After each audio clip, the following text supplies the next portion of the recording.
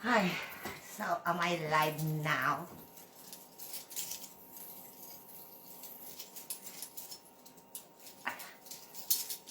So, I'm just gonna roll. Hello there again, guys. It's Mo again. And Damien Blackie is somewhere here. Yes. Damien, come. Come. Say hi to the people of the world. Say hello, people of the world. Hello, Facebook.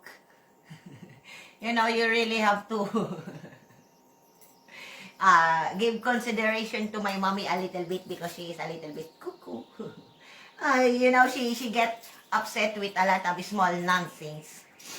So, wait, I want to roll just one joint, Damien, and we will chill because I'm also actually doing my laundry, which is already there, but I cannot do it like this first because it's very hot. I do my laundry manually because this is a stupid house. Not that stupid per se, but what I'm trying to say is you need to have an ATM for the laundry. It doesn't go with your electricity. It could have been easier if the washing machine is included into my bill. They are together. You know, but this, because it is why, because I am in an area or in a location or a residential area that is different in a sense. You know, I learn, you know, I figure things out. You know, there are such status or lifestyle where you live, Blaze. It's because you know this already, Blaze. It might be a different land.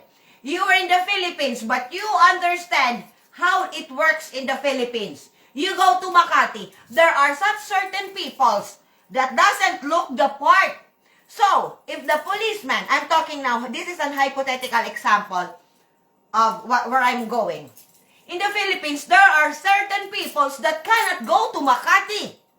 They cannot go to this and that or hang out or just even walk there. The police will take them away and put them in jail just for being there. Okay? Because this is an area, Makati. This is the business establishment in the world. The center, the epic center of the commercial industry of my country. Such certain individuals, just to even breathe the air from this certain location, you cannot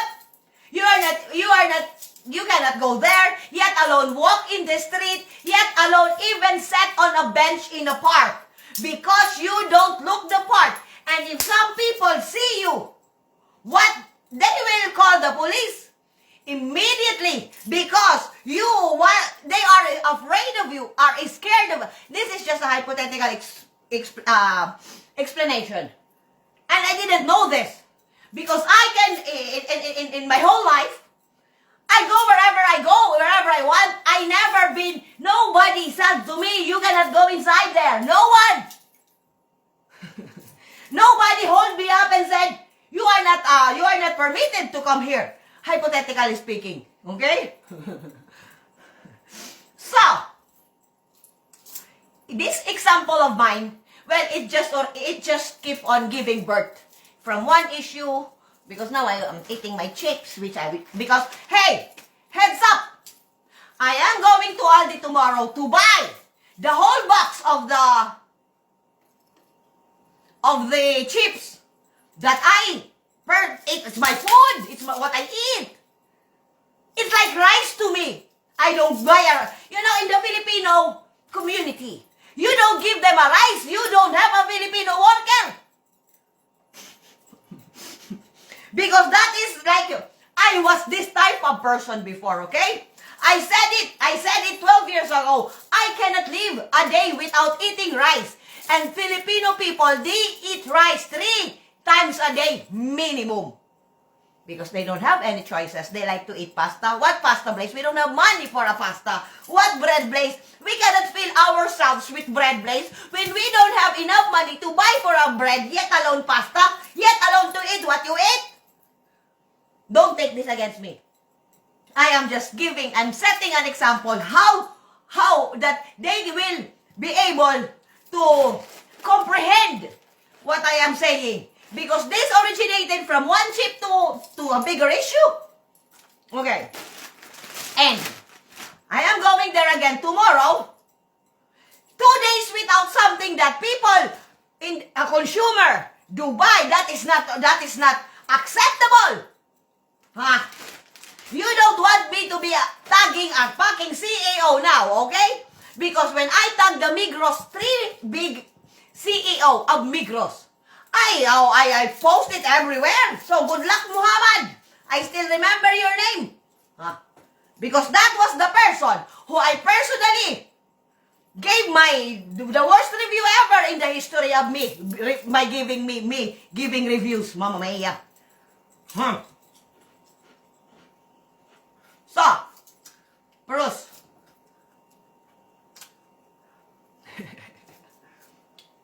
Because I don't like my cat. It's not for you.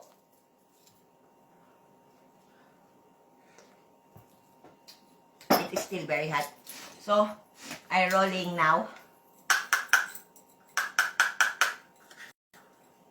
So that I can smoke. I want to sit outside. Come, let's sit outside, Damian. I'm actually waiting for the rain. Here comes the rain again. You know, the reason I wanted to go live because I was singing a song in my head. Wait, I was also uploading videos to my account because I got reprimanded by the word ballistic. And I want to clarify, I don't own a gun. Not here in the Philippines per se. Not here in Switzerland per se. Quote by Blaze. Blaze doesn't own a gun in the Switzerland. Never did she own a gun in the Switzerland. In my country, that is a different story. But that is behind me now. Owning a gun in my country is just like owning a dog. Or owning a cat. Or owning a dog, because the cat in my country, they are not royalties. The royalties in the cat, they are very much royalty in the Europe. You cannot, in my country, they don't respect a cat. And I feel bad about the cat. They don't give respect to the cat unless your cat is imported, meaning it have a breed. But if it's just like an ordinary cat, they don't respect it. They will kick it, they will punch it, they will put a dynamite in the tail and explode it. And I'm like, I've seen this before. I never, of course I did, blow up with a dog, fight with a cat in my younger years. I'm not proud to say that, but I never disrespected an animal in any way, shape, or form in that matter, And I mean it. No, I am too much. I will disrespect a human, even the gods I will, but never an animal. I am too soft for them. They are my friends. They are my company. They are these animals never said any bad word about me. Never said, you look ugly, your dress is stupid. They never said, I don't know if they are thinking that I don't look cute. Maybe they think, hey, change your clothes. But it's just that I don't think the animals will discriminate how you look, even if you are invalid, even if you don't have a makeup, even if you stink, they will probably lick you and clean you. It's like, if an animal is licking you, it means like, hey, you stinking a little bit, go shower. But humans are the worst animal in the world. You never can trust them. Maybe, you're thinking they are straight with you, but their true colors will always come out in the end. Because, where did you think the $2,000 that I win came from? I would probably, some people, they give you a good impression. But they cannot hold on to that good impression. It will come out in the end because that is not their true personality. They are acting. I know it. You cannot do this for how many years? Because I cannot keep quiet for long. I cannot keep my voice down for long because this is the way I speak. I will probably just, okay, I cannot be with a person who cannot stand me. It's vice versa. You know, the only reason that you will be with a person is with the person you are not being controlled. You can fly, you can be yourself. But if you have to walk in eggshells, then, you know, I may like you and all, but I cannot be with you for a long period, long duration period of time. Because you know, you do you, I do me. It is what it is. Nobody can control me. No one. And said your name, unless you are my God, unless you are my Lord. That is the only one I listen to. And I don't listen most of the time. I listen to myself, yes. I listen to my Lord, yes. I listen to the voices in my head, yes. I listen to wherever it is that it is in the TV, but it doesn't mean that I believe them. Yes, I like the movies, I like the films. I listen to music, but people telling me face to face, trying to, fuck you! Oh, who the fuck are you? Who the hell are you? You think you are better than me? You think again! No one in this world will ever have a control over me. Nada! Null! Zero!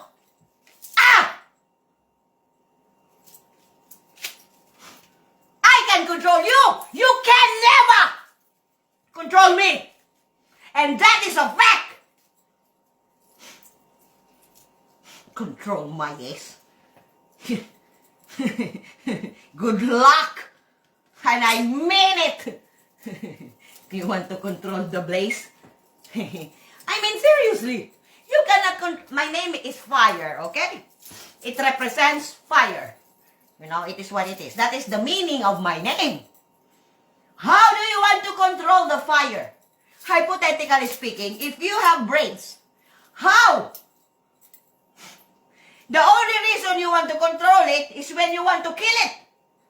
Because the fire, you know what I'm saying? You can only control the fire when it is still small. I am already big. I am matured. Trying to control a fire that is already burning from the top to bottom to the top. Common sense, sentido común, por favor. I am not a child. You are not my family. I don't have any family. My honorary family, that is the reason the family have a first syllable, first word, honorary, meaning they Blaze take them to put them to be her family. But they are not biological or blood-related family. They are honorary family. That's what it meant. Stupid. I don't think I can be a good teacher sometimes because, you know, I can teach, yes. But for the main reason that I don't have patience, I am figuring myself, you know, I can see myself, how I react, how, yes, I have an authority issue. Because I only subject and obey. If I see you that your authoritative figure is respectable, is you are the authority that I want to obey. You are the mentor or you are the boss that I want to. Otherwise, we will have a problem. Because if I cannot respect my boss, I cannot protect my boss and his assets, I'm sorry, I'm not going to work for you. You don't have my respect. Because I am a good employee. I have never been employed like what you do, people, but I know what that means. I get employed. I am my boss eyes. You know? You will not, no. You know? That is where my services lies upon.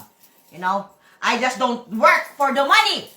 I work for the honor, for loyalty. I work for, it's like, this is my bread and butter. He is my boss. If I don't respect my boss, this is not go. Why am I working for you? For what? when I would be probably hating you when I wake up in the morning, when I see you, I have to walk away in the opposite direction, not like, oh, my boss is here, my boss is here. Ha! Think again. Because if I cannot see my boss that, oh, yes, my boss is still alive, I cannot do like this like a dog. When your employee doesn't want to see you eye to eye, then you know that when you come and your employee is already like panicking, not welcoming you, because your employee has to, so they want to see you, they want to greet you. But when your employee, when you arrive, no one is here. It's like they're pretending to be busy even though that, hey, why nobody wants to say to me, good morning, boss? Good morning, ship? Because, then, evaluate yourself. Think again. Maybe you're doing something so wrong that your employees doesn't like to be around you. Just want you to, because of your money, and they don't have a choice. They cannot be higher than you.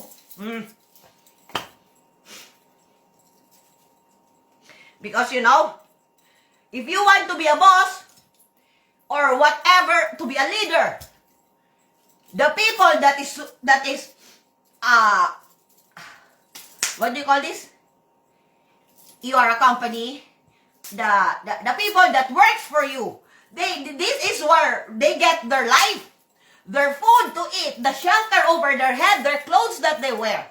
This, they have to be grateful of you, that you take them to work for, that they can work for you, that you give them a little bit of a lifeline. I know this sounds,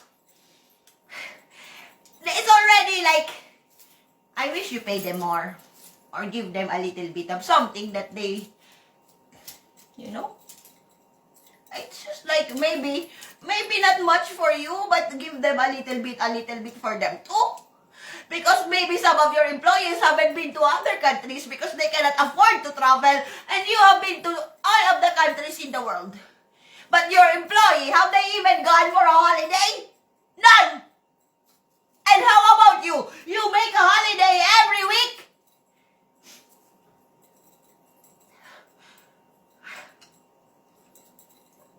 They cannot even send.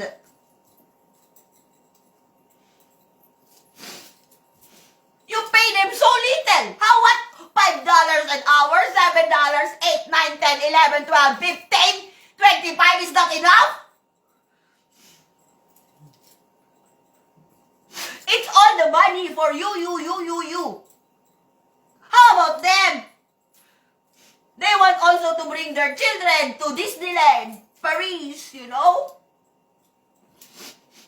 to treat them on their birthday, to give them something that they like. Once in a year, they get something they really would love to see in the gift when they open the box.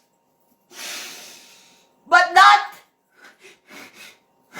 They cannot give their child a good present because you don't pay them good. And what? They work from day in to day out. They clock in, they clock out. What time is it now? And it's traffic. I haven't seen my child. It's his birthday today.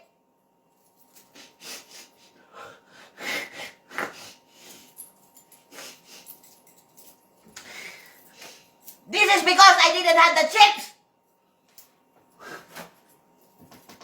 No, I'm serious. You want to hate me? Fine, go ahead. But I talk more about you people than about myself. I am only using myself as an example, and then you hate me. When I am doing this all for you.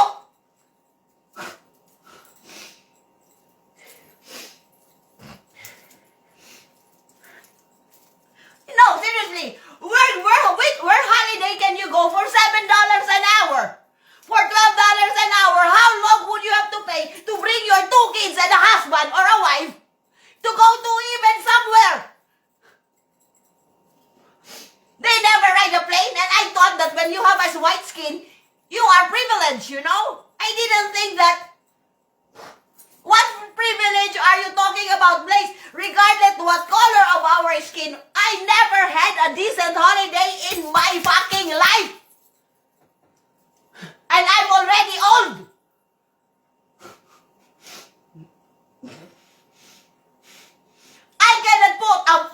good gift in my son's birthday, my son is asking, Mama, I want something to play.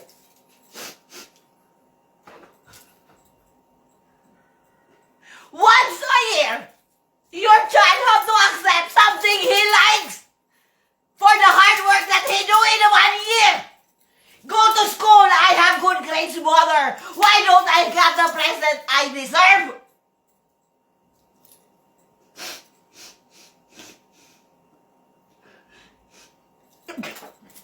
If they can speak to you right now, this is what they would say. I follow your rules, I obey you, I am a good child. But they cannot because they thinking, oh my mama, you know, and but they will be upset, of course, yes. But you know, sometimes good children understand that even if I wanted to give my child, I have 2 daughters, 3 children. And in 1 year, 3 kids have to have a birthday, including my husband. 4 gifts per year. How about my mom? How about my brother?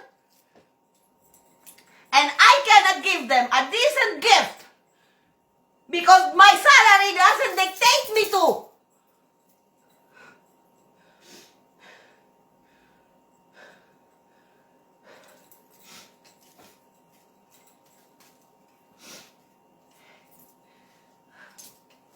No, seriously, think about it. Your son, your daughter deserves a good gift every year for her birthday. Anyone in your family, in your loved one, deserves a decent present. Something that they like, not something that you can afford. Because that, you know, that is, I understand it, I get it. But sometimes your hard work, you people, your hard work should have been something. What is this for you? Why are you doing this? What it is to you? Nothing. You already have passed your life by. And you don't even know why you're doing this? I am just opening your eyes to see what you got because you got nothing. You are worthless, all of you. I don't mean it in a negative way, but do you see what is happening to you? I am just trying to let you open your eyes to see how much you mean, meaning your cost, your value. Don't get mad at me because this is the reality of the situation. This is your life. Mirror me.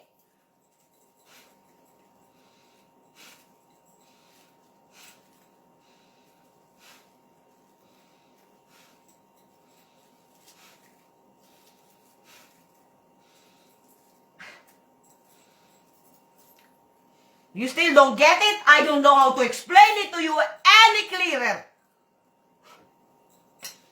Then, you know, before you try to think and judge me and to belittle me in so many ways, listen. And if you don't understand and can comprehend my words, maybe ask someone who probably can explain to you better what the fuck I am saying, because this is for you.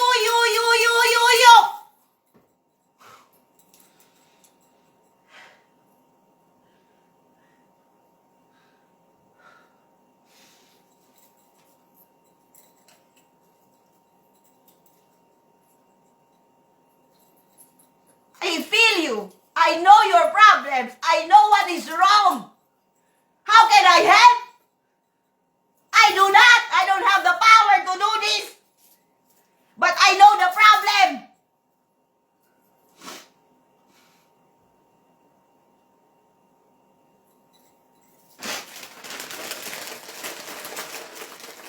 Because if this can happen to me,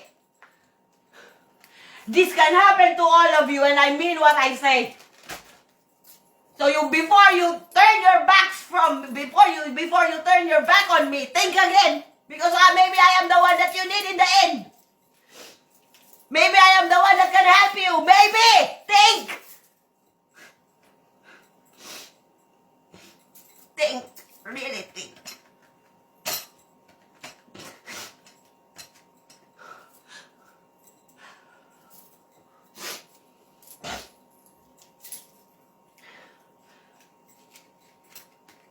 I may not.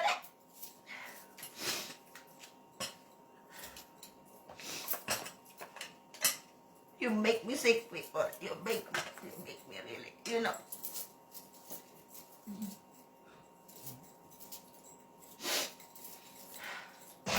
Before I have a heart attack, I need to smoking now. Drink my coffee. Maybe it. This is all the people will be angry at Aldi Batsinhide now. You know what, Aldi Batsinhide? You see what is happening to our friend, the girl, the Blaze? Because she didn't have the chips. You know, you better have it next time because we don't want to listen this very, very long monologue again. Oh, shit. Fuck, duck. Do you see what kind of a person your mamacita is, your boss of nonsense is? Imagine if I am stalking this in front of your face.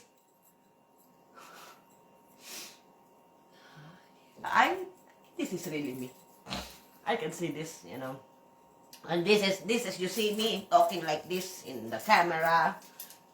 Imagine the people that I talk like this in front. You know, I have employed many people as well, you know, in my personal life. But I have never speak this way to my helpers. I mean, I talk to them, you know. I scream at them. But not in this sense, you know. It's not, you can trace me. I am very traceable, people. You speak to the people that I have hired, the people that I have employed way back home. I am a very, very good boss. Very generous boss. You know. I compensate my employees. Maybe probably more because, and then I know that my employees, they love me. The people that have worked with me. You know, I gave them too much. I didn't even think that I am giving too much. Because some other bosses in the Philippines will never do what I do. But I give them clothes, I give them food, I give everything. That is what kind of a boss I am. You know, ask Manang, ask everybody where I came from. It's very easy because I know. Ask their children too. Because the family that works for me, even though their children, they work for me too, you know. It's a family situation. If your mother worked for me, your father worked for me, your son also can work for me. They will get compensated.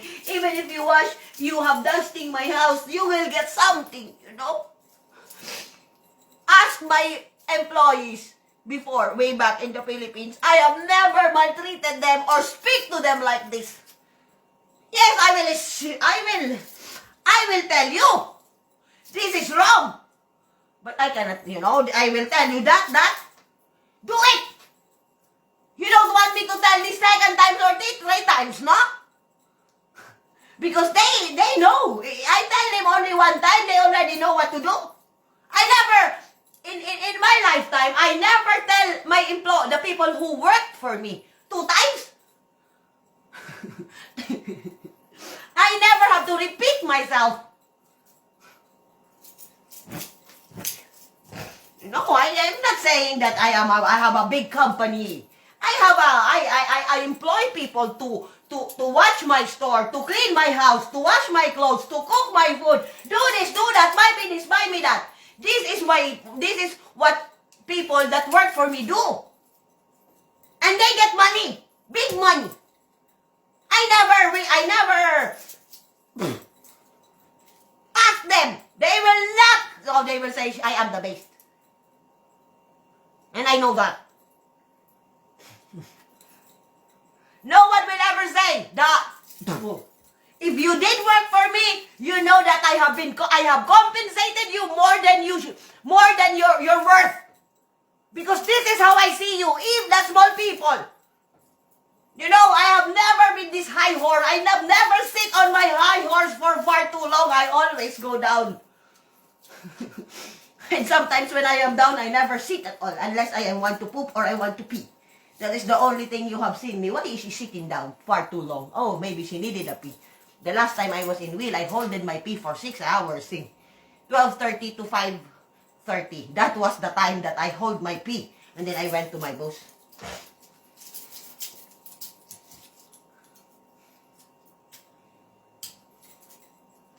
I am a good-natured woman, you know. I know this. You might, it depends when you see me. Like like the new people that will, I get cold and I get hot and cold very quick. You know, this is 13 years. This one, this is not new. But I love it very, very much. I lost the zipper. I can fix it again. Maybe when it was in the laundry. But, you see, I love this. I don't care if it's for the kids. But this is 13 years. I am 13 years now. Here.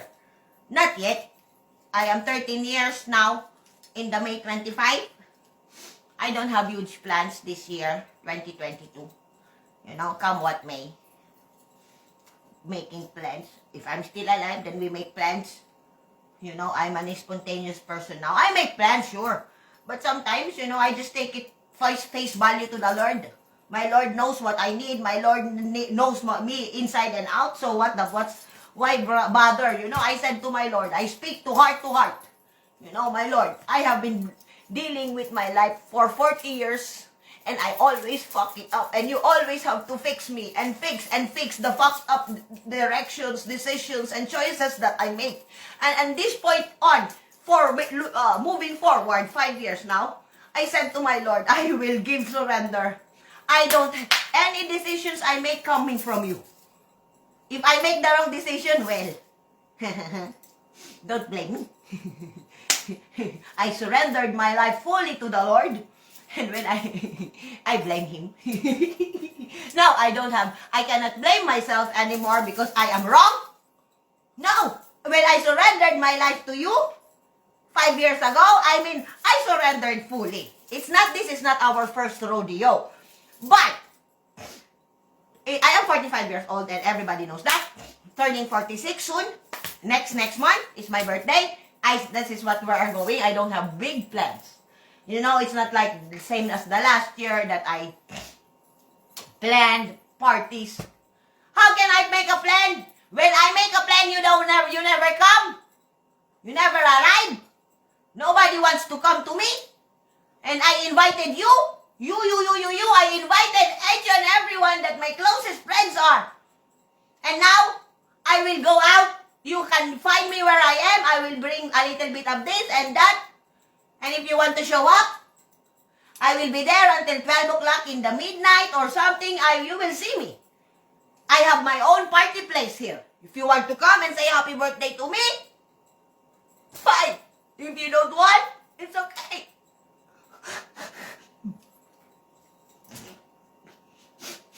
But I will be there, here in the sculpture land, in my birthday, okay? I am just saying this to everyone. To the Swiss people, to the Italian people, to the Albanian people, to the Turkish people, to the black people that are my family and friends. I will say this. I am having my birthday in the Sculpture Island. And if you want to see me, you are all invited. You can come to me there. You can visit me there. You can say happy birthday, you can give me gifts, you can share anything. A piece of candy will be great. It's my birthday soon. Because when I make plans, you never arrive, you never come to me. I invited you. It's not that I never invited anyone. And then when I come to an event, You disrespect me in my birthday? Wow. You know, I said this to you the last year, 2021. It was my birthday, you know. You never stopped mocking me. You mocked me until the end. I was in the fire station. You know, I got mocked on the very special day of my life. I got disrespected. You know, and I tell him when I arrive until the end of the event of the fire something. It's in Kirkberg. That happened last year. You know, I celebrated post birthday, and then on my birthday it landed. You know, because it was a little bit complicated the day of my birthday. So on the day of my birthday, I ride a taxi, my black taxi. I have a taxi car here. You know, I went to this fire station in the Kirkberg, and Mamma Mia, I got disrespected, I got discriminated, I got radicalized, I got mocked. People, you know, and my birthday, you know, you mocked me on the day, on my special day. You know, you didn't even say happy birthday. You keep on mocking me until on my birthday. Wow. And I said it to him 2 times. First, and then I hope that he would, you know, he would back down, you know, and tell all the people to say to me happy birthday, because there were many people there. You know, maybe 50. We were in the bus. Nobody said happy birthday to me. He was the teacher. You know, he was the one who was in the event, you know, in the fire station. You know, if I was him and somebody told me that it was her birthday or his birthday, I would tell the whole people who went to the event, oh, it was, you know, it was just a simple happy birthday, or you can sing to me, you know, make me feel special on the special day of my life. That would have been nice. Instead of discriminating me, instead of mocking me, instead of making fun of me, he could have said, hey, it was her birthday, you know, let's make her special. I finished, you know, I wanted to go. I never wanted to finish the orientation of the fire something. And then I wandered around, and then one of the real firefighter already in the uniform, he was a real one, you know. He said, hey, they you know, if I didn't feel a good energy about him, I will not come back. I could have just gone, you know. But then when he called me back, he was a cute guy, you know. He was very tall and very white. He know who he is because he called me, you know, because I feel upset because I didn't was with the group anymore. I was far away from them because this person, the head of the fire something in Kirkberg, you know, we butt heads. And I said it to him, you know, I don't care. Maybe this is the last time that you will ever see me. You please respect me. If you don't like me to work for you, fine. Just don't respect me in front of a lot of people, a lot of youngsters, a lot of firefighters in the making, you know. They, you know, you don't make fun of a person, you know, regardless how she look, regardless I look like this. So what? Do you think, look at yourself, do you think you look better than me? Ha ha ha! No! Especially your attitude. So I said, after that, you know, and then after I went to the fire station in the Kirkberg, I walk. I did, my taxi driver, he saw me. He said, do you want to, no, I think it was my bus driver, her boots. He stopped in the middle of the street and then he said, do you want a ride? I said, no, I don't like, thank you. I walk. And then after I arrive home, I walk again. It was only 10:30 in the evening, and then I went to the Hunter's Lodge to my other land. And I spent the rest of my birthday with the animals. You know, I said, I will come back. And I will go to the animals again in my birthday. I will always go back. You know, I will share my birthday with them, but with the people, I don't have plans. I will tell you where I am, you know, you can come to me. It is in the sculpture land. It's very easy. Where is the sculpture land that Blaze is saying? It is a sculpture with a metal. It is 2 minutes walk from her house. It's very easy. It's just there. There is a big sculpture. Ask the police. They will tell you where is this metal island.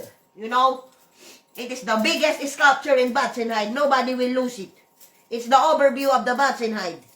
They make a table there and a chair and lights. You know, I will go there. You want to come? You can come. Anyone, all of you can come.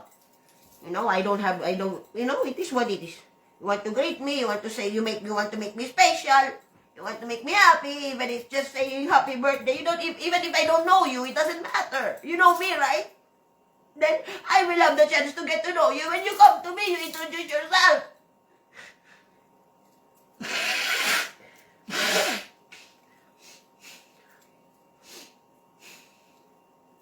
That is what happens to me. I think I am very spoiled and pampered.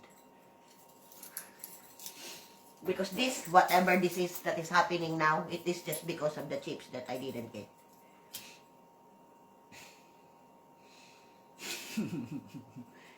Hello, one viewer. My Damien is here and he's looking and he's winking at me. Move on with the chips, Mamacita. Mama Mia, you arrived here how many hours? You're still talking of the chips and that chip impregnated and just and just multiplied into a lot of issues. Bullshit.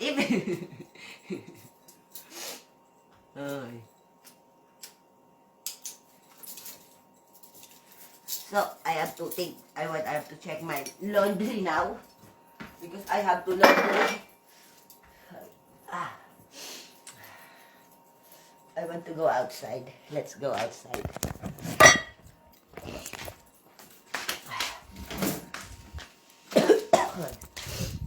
Because it's a good weather. I will show you the weather. Not really good. It's actually right. Where will I put my cam? There.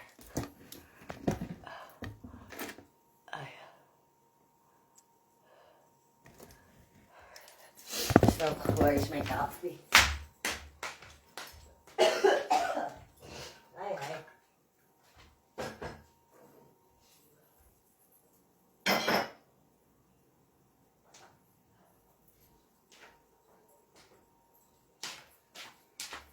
I'd rather hurt you honestly than mislead you with a lie. But who am I to judge you? It is very cold again. I thought that it was summer, but that the winter hangs again. Yes, I can see the mountains. They are still snowy, you know. I followed the Moscow down to Gorky Park and listening to the wind of change. And August summer nights.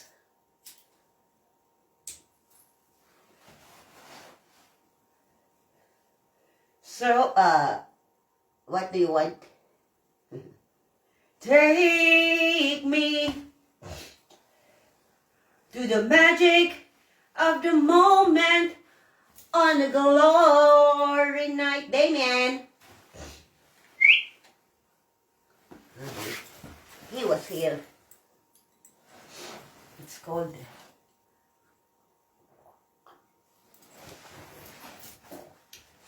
When the children of tomorrow dream away to the wind of change. Ooh, ooh, ooh. The road is closing in, and did you ever think that we could be so close, like brothers.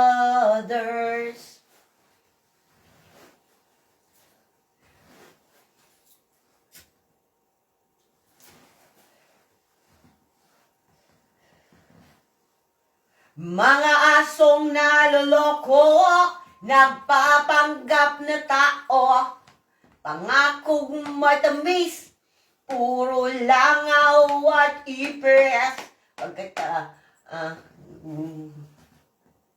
Wait.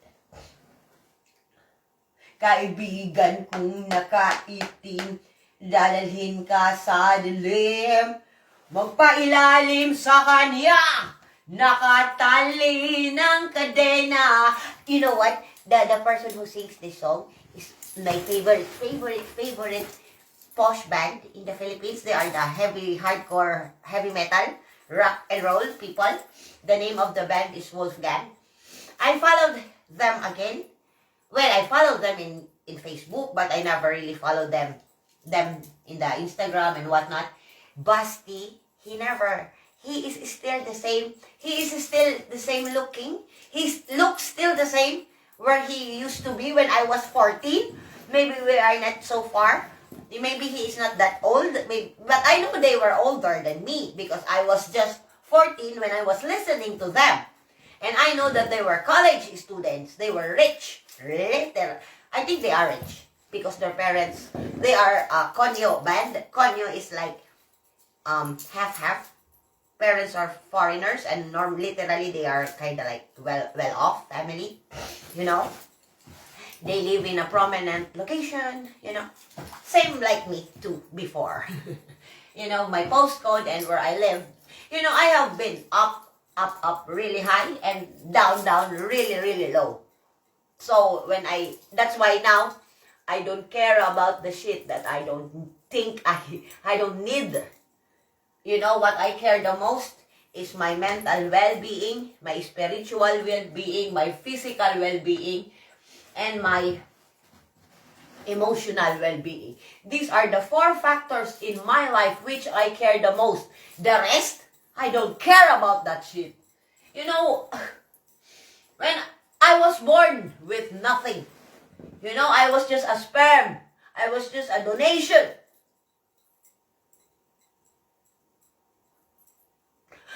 I was a gift to a family that couldn't have the precious thing that they wanted the most, you know.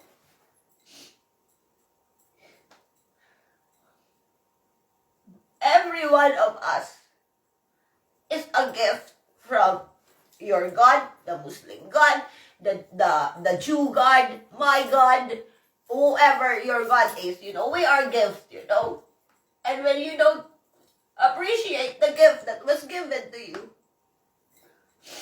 you know, even if it's just a dog, if it's a cat, you know, we make mistakes, but when you don't make amends to the things that you have done wrong, the things that you have done yourself wrong, or to the people that you have, then your life, you know, some people, most of the people in this world doesn't really have value. Think of yourself if you have a value. Maybe you have a value to your family, but do you really see what you are? Do you see what you have in your life? Because that is your worth. You know?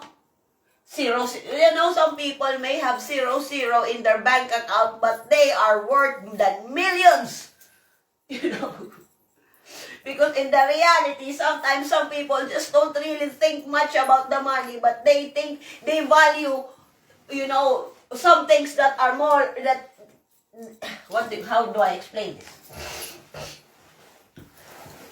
To assess your value in this world, it's not a,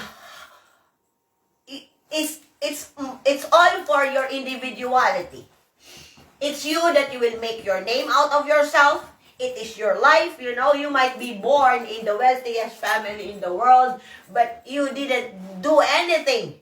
You know, you are just connected to the name that you were born, but What did you do for yourself? What contribution did you do? You know, because even the small workers, they make my house.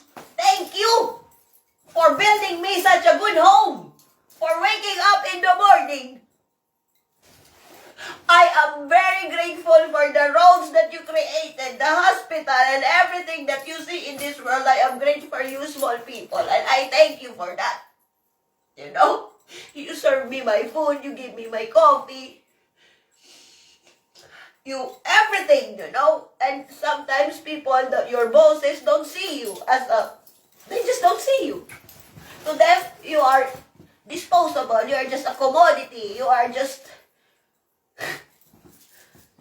But I see you. I don't see you like that. You know?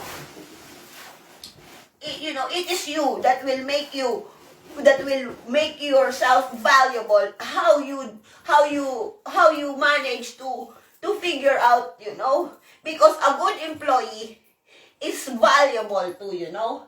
It's rare that your employee will stick with you even though the other company is offering bigger salary.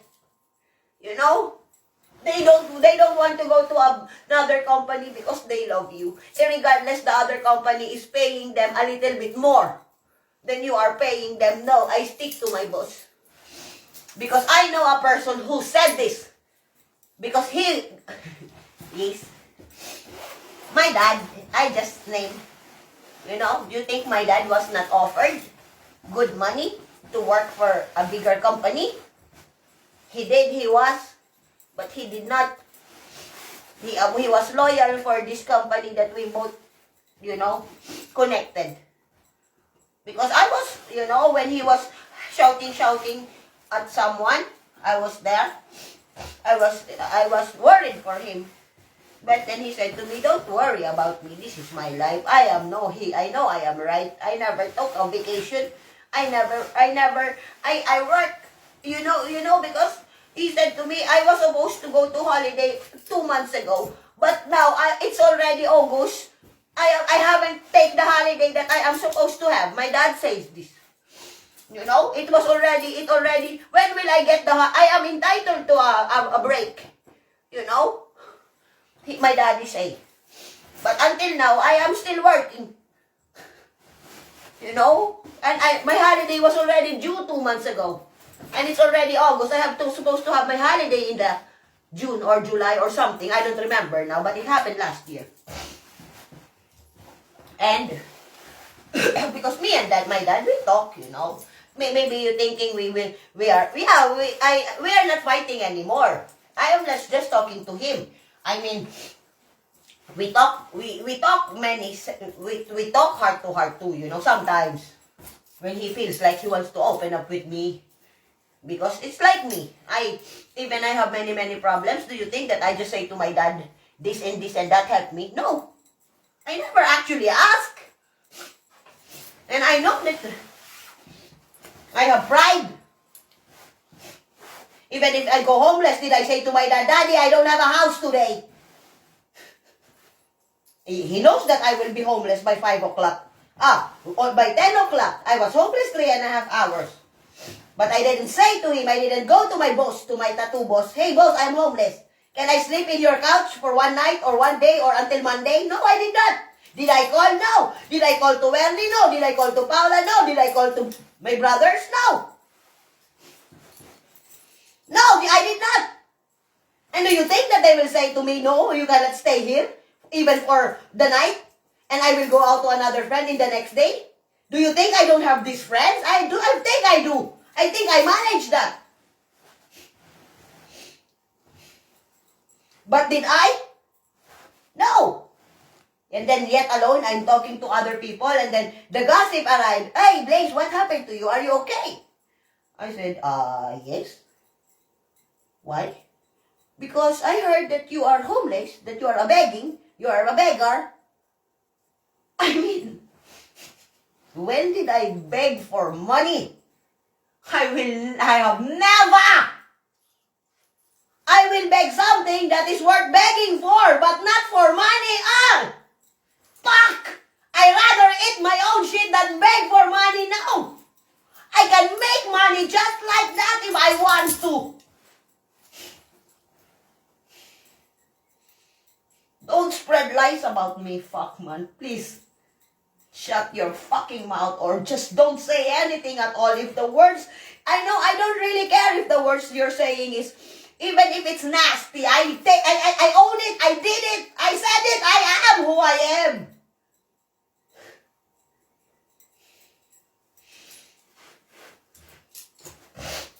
No, you look so, and then you know, instead of like,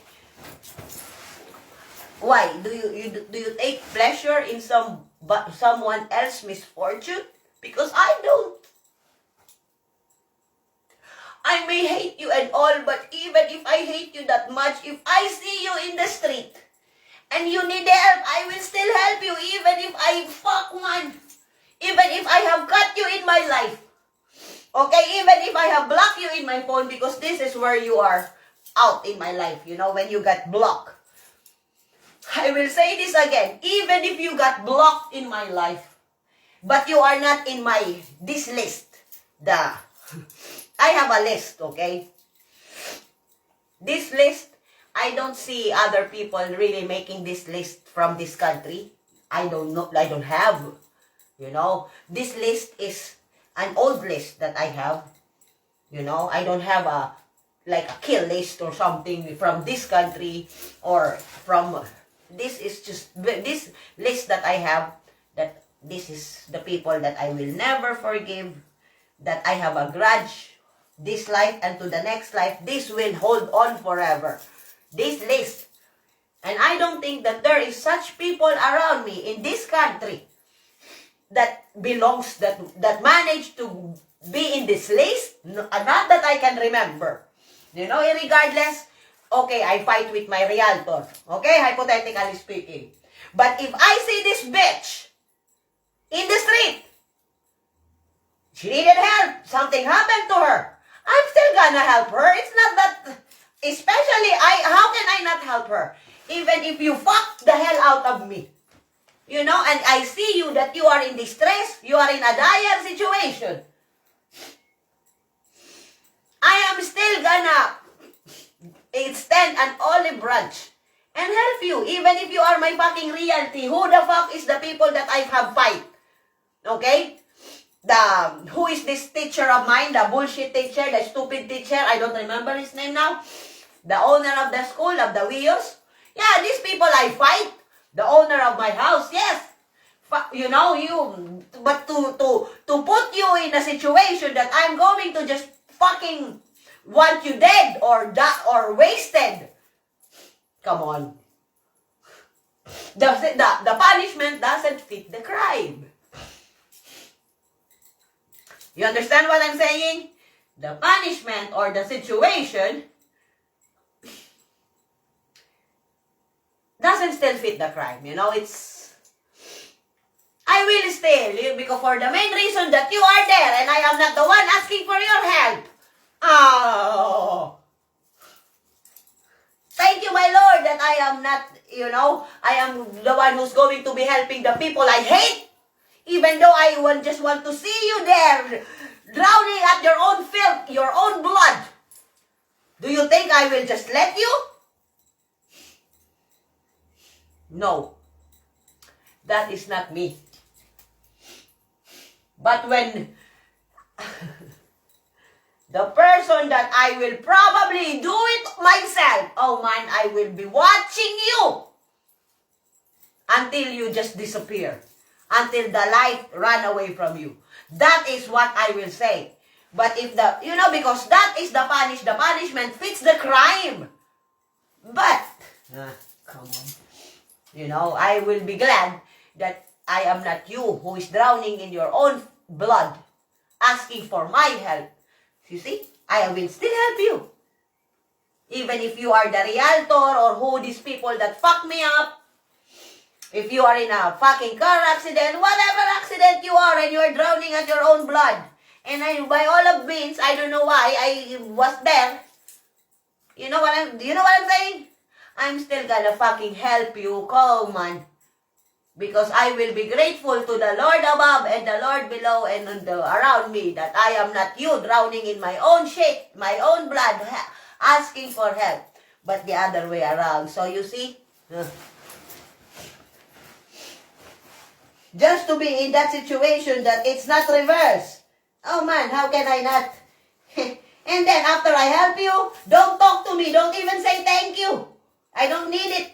I did it because I feel it's the humanity inside me. You know? Even if you fuck me up, it's like, it doesn't mean that, that you're okay with me again. No.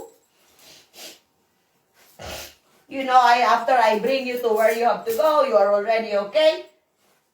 Don't even send me a card, don't even send me flowers, don't even say thank you. Because I'm not, I was just doing my part.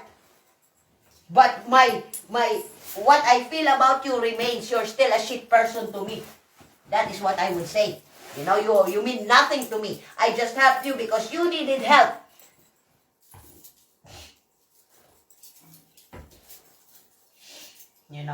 Because I know what kind of a person you are, refusing to give me a ride. I said to you, I am here by the train station, and you said to me, I am not a taxi. I am not your driver. This is what you said to me. That is what the realtor said to me, And then and then Pen said to me, I said it because Pen said to me, who are you fighting? She asked me this last week, You said that, yes, I said, Pen, I didn't told you the rest of the story, but that is the story, that is the real, that is the extent of the full story. It is what it is. Because sometimes I just don't, say everything at the beginning. Why?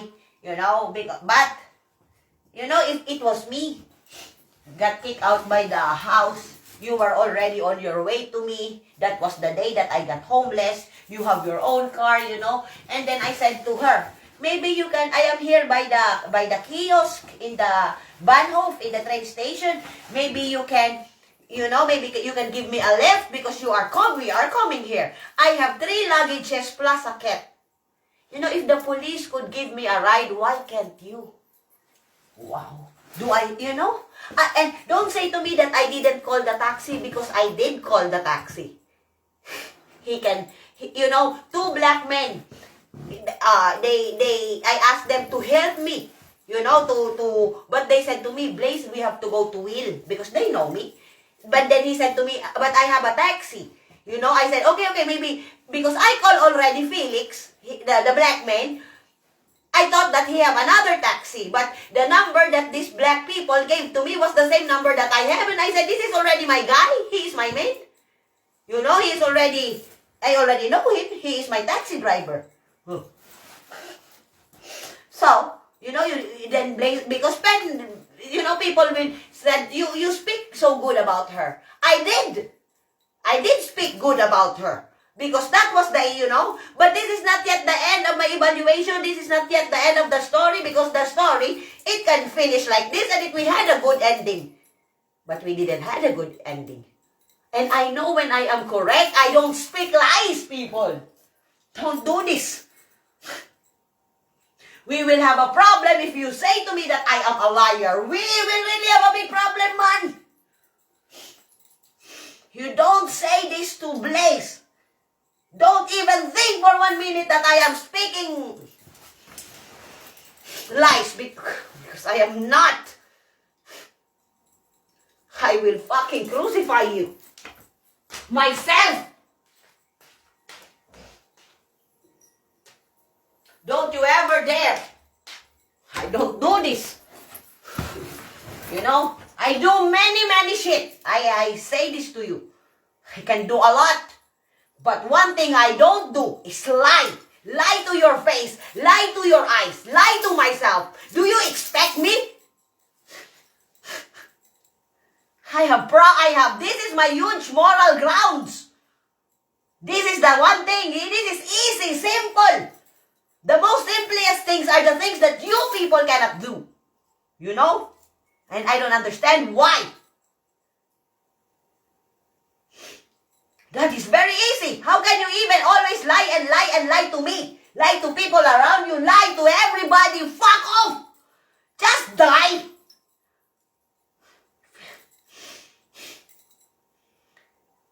This is the biggest sin to me. You know, I don't have much rules. I don't have, you know, I am very easy. Very simple. Just don't lie to my face. Shut the fuck up. If you cannot be honest for me for 1 minute, I don't need you to be opening your mouth when you talk to me. I will close it for you. You know, not me per se, but, you know, if you catch my drift. Because people that keep on making the same and the same mistake, karma do it for them. Because karma do it for me, but the good karma. Because I cannot do it, because I don't know that I have to do it. But since, you know, it's like, Blaze, you don't really, because sometimes, you know, people can be clueless. And I am also sometimes clueless. But then, the karma, they do it for you. I'm going to punish you. You know, you think that there is no God? That you think that the religion or whatever it is doesn't exist? Think again. Why do you think that you are in a dire situation right now? Do you think that this whatever this is that is happening in the world, that they said act of God, right? Don't you ever know the meaning of what an act of God means?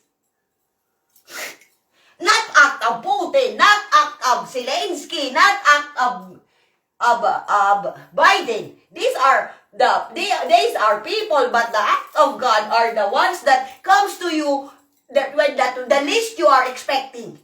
Nobody, you know, it is the weather, you know, the flooding, the tsunami. This nobody expect, and this is the God you talking to you. And you don't still believe. Well, you know, sometimes people have to believe on something, because before too, I was like, it's not that I didn't believe. I just didn't really comprehend the severity of everything. You know? I downplayed everything because I mean, I see it. But I did believe it? Because other people don't believe. But then now I believe in everything.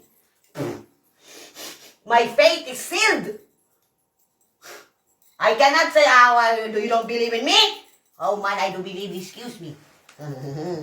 I don't want to make you angry. No, my master. The least I want to do is to make whatever it is that I believe in so strongly, and you too should believe in whatever religion you belong, that there is a spiritual being that can do just like this. And everything, whatever you have, will fall apart. Oh. And I am not lying. This is nothing but the truth. It is true. You don't want to believe me, that's your problem, not mine. But what I'm trying to say is, I'm trying to convince you to believe in something so strong that you don't get it. But I do. You know, even just to relay this message to you all is hard. I keep on talking, I lose my voice. And I don't even get paid. This is one of my volunteer works for you. So that you may be aware, you know, you will have wisdom. This is my spiritual gift to you all. You know? Don't be so sitting high in your high horse thinking that nothing is going to happen tomorrow, because I assure you, trust me, there is something that is going to happen tomorrow. And if you manage to make a lot of bad decisions, the negative karma, because there are two, they comes together. The good karma and the bad karma, meaning the bad karma will punish you, but the good karma will give you gifts, will give you a job, you know, because you have managed to do something for others. You are not selfish. You share whatever it is that you have, whatever so huge, so little. It's like you only have to, this is not even enough for you, whatever it is that you have. But you will still give, you know. And that is a karma points. You know, it's like everything has a point system. You don't know it? I think you do. You just ignore it. Stop ignoring shit. Because I did it too before, you know. But it's just because I didn't know, and then, you know, it's like, you know, sometimes when you don't really know, and they also know it, you know. You think that the gods are stupid? Why, you know, if you belittle something, if you think so little of something, don't you think that you are thinking so little of the gods that created this person who you think so little of? Because when you think so little of an invention, oh, you kick it, you don't respect it, it's like, Mamma Mia, don't do it. It's like respect, you know. I learned from the people that I have walked along this lands, you know, the people that, you know, because sometimes they, yeah, I get it now. I understand it now. I'm not an idiot like I used to be.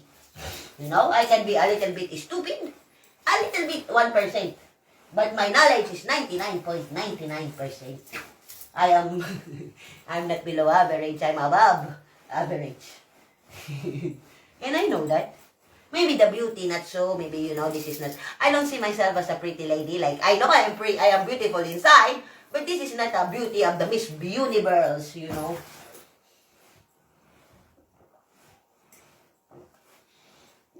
Because I see many girls that are pretty, like Angelina Jolie, I think she's so pretty. And what else? Alodia Gosing-Fiao, she is so pretty. That for me is beauty. Ann Cortez from the Philippines. Who else? Helen Mirren, she's so pretty, but she's older pretty, you know. She's so pretty. The band girls, you know, Halle Berry. She's Alicia Silverstone. This Catherine Zeta-Jones. These are pretty girls. You know, they may be matured girls to you, but these are the Devil Wears Prada. She's so pretty. I was like, oh, I'm so like, oh, I have a crush on her, you know. This one, the Legal Blood, I like her very much. She's cute. She's always hyperactive. You know, the beauty-wise, she's a small girl, but she's pretty. You know, I'm nothing to compare to this, the beauty for them. I am looking at them and look at me, it's like, oh, you know, but I don't see myself beneath them. I see ourselves, like, I don't care how much money Helen Mirren have. I still think that me and Helen Mirren are equal. Irregardless how much Mercedes-Benz she have, how many swimming pools she have, I am happy for her. Because this is what she do. She didn't just sit on the couch and do nothing. It's work. She worked her ass off. You know, and she have a lot. She was lucky, you know. She have the profession that everyone have. Because I would like to be an actress. You know, but not for, I like to be an entertainer, but not all the time. Because I don't like to be working for the rest of my life. What if the queen requested me to be in his party and this queen always party the whole time, and I'm like, I will have lose my voice just because of this queen wants me and I am the favorite of this queen. Imagine playing a live version of the Metallica for a queen for 1 week. I think James Hetfield and Lars Ulrich will kill me. Not literally, but do you understand what I'm saying? Because, you know, I can afford to rent this fucking band if I want to, for like, imagine, and I am a ruthless queen or a ruthless princess, and I have, the world is my oyster, so I can rent all the people I like, no? I don't even need to be friends with them. I can just tell them to go to my airplane, pick them up. I want you. I am having a party, and I make party 365 days a year because I am a rich queen or princess. Let's just say princess. My father is the king of the world. Hypothetically speaking, this is example. I don't need to work because I am the successor of my father, hypothetically speaking. And I have everything in the house, hypothetically speaking. And I have rich friends from all over the world that are royalty, hypothetically speaking. And then, I am my father is the king of the king of the king of the world, hypothetically speaking. So as my family. So do you think that I will just hire a DJ to play music for me when I can rent the fucking band for a whole year if I want to. I owe you now. Do you understand what I'm saying? That's why I said to myself, whips, everything that you do have a consequences. You're being famous, you special. Okay, I like Beyonce. My best friend, she likes Beyonce very, very much. Okay? I am the queen. I am the princess of the king. I am the princess of the richest king and the richest emperor of the world. Let's hypothetically speaking. My best friend, hypothetically speaking, Penelope, loves Beyonce. Me and my best friend, Penelope, we travel the world. We are from tomorrow we are here, and tomorrow we are in Macau, and tomorrow we are in everywhere.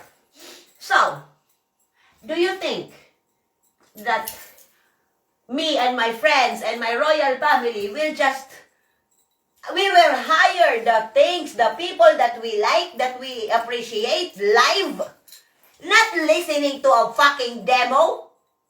I owe you now. What do you want to do? So you see, you have no freedom. Because I can buy you, hypothetically speaking. Anyone that have a big ticking, this plastic is your life, hypothetically speaking. But that is the reality. If I am the daughter or son of the king of the Saudi Arabia, do you think if I want which band I like? Let's say, okay, Metallica, Linkin Park, or The Storm. Maybe I will own the band. You will be in my paycheck. You will come to me when I want, when I want, where I want.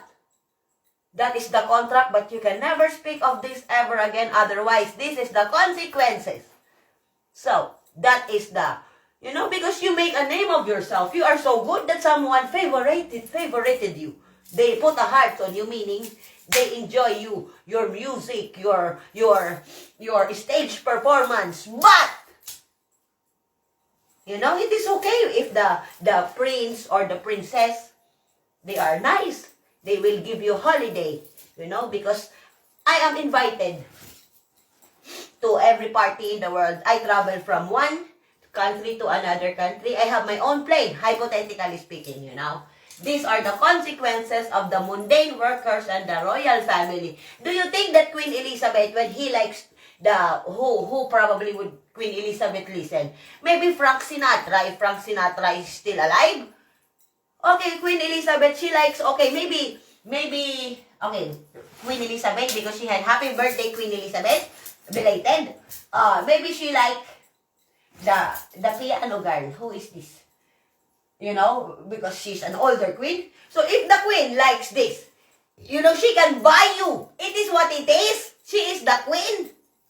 You will be in her paycheck. If the queen says, I like Celine Dion today, tomorrow, I will book Celine Dion for the whole year. Do you think that Celine Dion can say no to Queen Elizabeth? Man!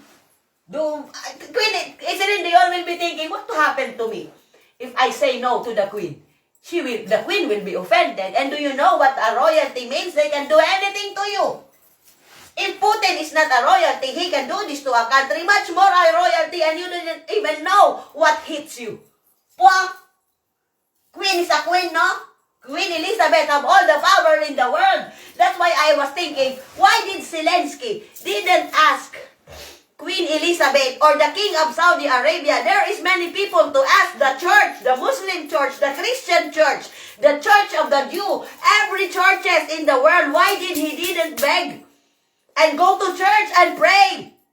But not, he wanted and asked Biden for weapons and I mean, if I were Zelensky, I will go to church.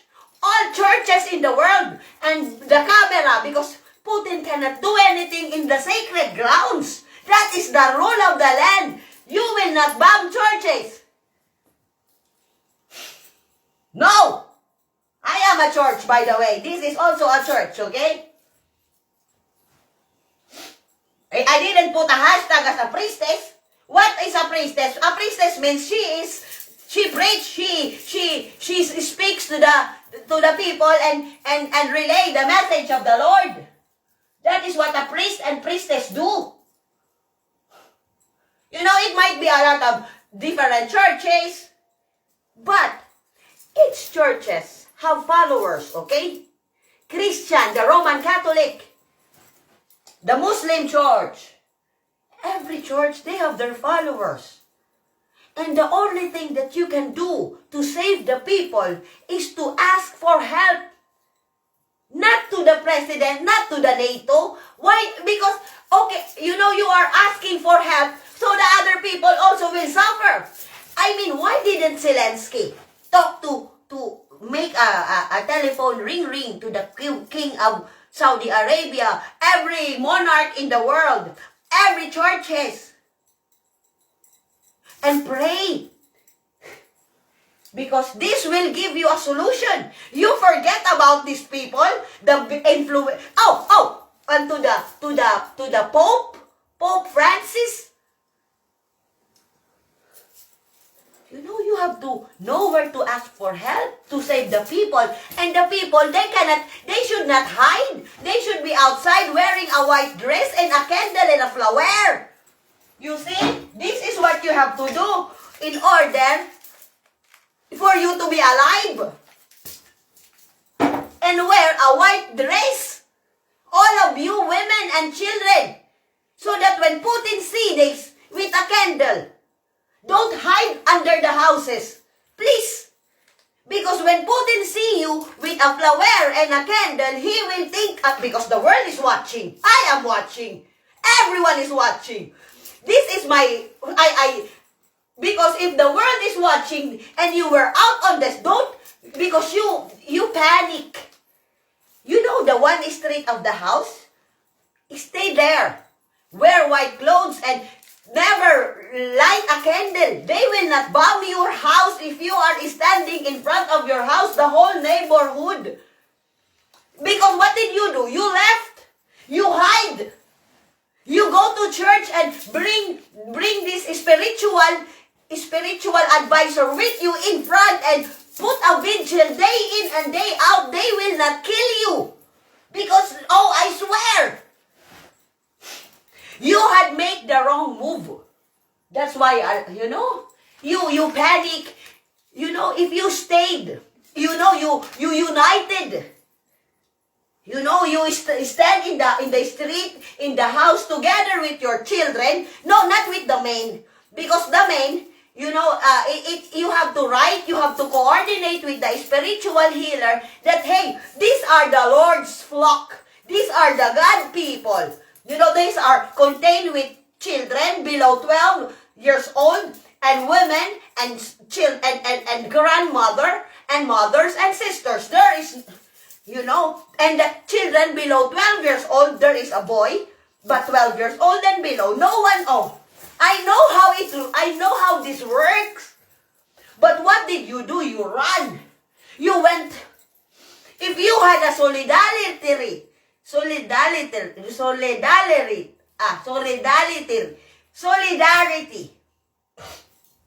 if you were united, and wait, because Putin is not stupid. He is the smartest person living on earth.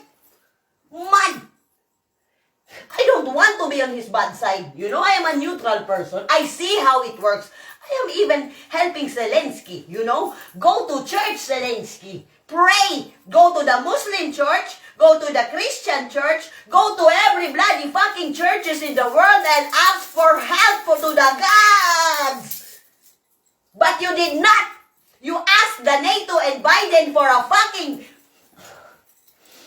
Do you think that if the God wants to intervene, you think so little of your gods? Because I am looking into the point of view of Mr. Putin. He likes animals. He appreciates lives. He knows this. He knows what he can do to the people. And if you really want to save one's life, that is the base. Sit down in the street day in and day out. Don't let your candle You know, ask, you know, the United Nations will give you many flowers. Putin will not fucking put a bomb there. And I know that.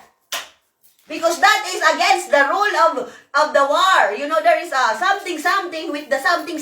I know this, but that is, you know, but for the main reason that you didn't do this. And it's a little bit too late now. It's already, you know, because I didn't also think of this solution until yesterday. But it's a little bit too late now, you know. But, you know, if something happens like this again, if we are still alive, this is what because I think about this before, you know. Don't hide. Because the only thing, you know, when you hide, they don't see you outside. Do they know that inside the house, when you know, you have to put the house down because you ran away from your house. If you stayed there outside, not inside, then you have to have a solidarity in the Holy Street wearing white, meaning we are not member of this, you know, we are SOS. That is what you have to write, SOS with a flower and a candle. Please, no, save our souls. We don't belong to this. Don't run. Even if the dog and the person, what did your father said to you with the bear attack? Stand on your grounds. Because if you run, the dog will chase and you are no match for a dog. Are you match for a dog? No. You don't have anything. You don't even have the teeth. The dog is a dog. Even though you're not even match for a cat.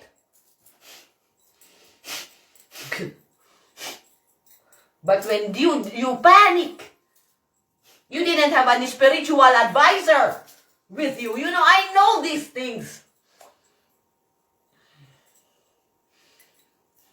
You know, don't say that I am not sympathetic of your situation. I am. Why do you think? I already lose my voice, no? You think when I see you crying in the television, you Ukrainian people, that it doesn't touch my heart, that it doesn't bother me, especially, I see you, you know. I cried about some stories too, you know. A young boy, the father, the grandfather, you know. I wish that, you know, because when I see your situation, the Ukrainian, it was the grandfather, the grandson, and oh my gosh, what he said, it's what the grandfather said, that because the reporter of the CNN said, what is your comment about this situation? And then he said, I don't have any words to explain this. He was smoking, and then he said, it's just that the children, you know, they don't, my grandkids, that is what he said. They are not supposed to see this because I am an adult, you know, I already know this. But my grandchild, you know, that he have a 16-year-old. They make bread from the house that I think, you know, the Russian knows they are there because they are also not allowed to leave. So they are not protected, but the Russian know. They didn't left. And I because they are still alive, you know. They are, because sometimes you don't kill everyone. Sometimes you need them, you know. It's like, regardless he's an enemy, but the enemy is not fighting. It's like, you see them as an enemy. But the enemy doesn't have a weapon. Don't bring any weapons. If you want to be safe, don't carry a gun. You know, because if you have something to protect yourself, it means you want to fight. But if you want to be safe, all you need to do, my suggestion is, pray. Pray in, day in and day out. But it's too late now. I'm sorry, it's too late. I come too late again. I didn't think about this when it began because it came as a shock. I was not thinking, but then it just come to me what I'm saying now. Just last night, so I said this to you. I have too much on my plate because if I could have probably delivered this earlier, this message, I could have probably have saved someone. You know, if they know what to do. You know, because I think that would be effective. How would you, because Because if I am the one upstairs bombing, even if my commander said to me, it's like, wait, they are not armed, they are unarmed, they are all children. They are wearing white and flowers, and the world will see, they see there is a camera, you know, there is a satellite. How can you bomb? I am the person in the in the aircraft, aircraft something. How can I push this shit when I see these are children? These are all women wearing white with flowers. I know because I have seen this before. When the president of the America come to my town in Tacloban City, we stand there with the street with a flag. You know? And then, you know, it happened to me once. So, and I think about it because I have been watching and it takes too much from me, you know? Because if I can say what I want to say, I will take accountability to the words I'm using. I think about this before and I carry myself. I am on my own, you know? So, if I am in that helicopter, I just have to push left and right, and my commander is saying to me, bomb it, because you were sharing all the radio information. But, wait, the people are watching. Every satellite is watching here, and I am seeing the whole bloody fucking street are killed children. SOS, save our lives. Wait a minute. This is not a threat. These are human lives. And wait, before I bomb everything and destroy everything, maybe there is another solution. Because it's going to happen one way or the other. This is happening. This. Because of the Zelensky guy. I blame you. I don't blame you. Oh, man. But because this is what I said to you. You have to protect your people because you are the father of your own fucking country. And if you don't think that these people who fall down, the fallen ones, it is on you, man. You are the president, you fucking shit. This is on you. I didn't even see you went down, kneel down and pray. And I have been watching each and every fucking interview of this Zelensky guy. I don't have respect for you. Did I ever see you one time you go to your knees and bloody fucking pray? Never! You never went down and pray. You beg for more weapons. And I am so sick and tired of you. Never in this 1.5 months that I have been watching you, Zelensky guy, did you ever put down your knees?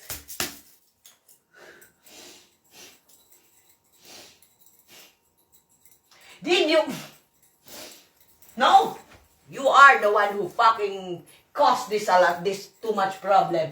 Because things are unavoidable. You know, these are going to happen. He have a claim. And he claim what he thinks is his. You know, whatever it is.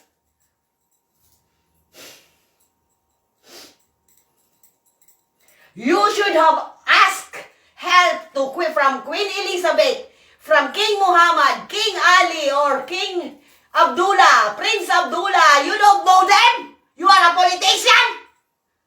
Oh. Do you know how much power just one king? The emperor of the Korea, they have a king there. They have the emperor of Japan. Do you think that the government really owns the country? Think again. These politicians are replaceable. The queen is not. And it was her birthday. Who owns the fucking country? And the last time I checked, it is still Queen Elizabeth. You know, she might not be doing the politic works, but do you think that Queen Elizabeth lose her voice?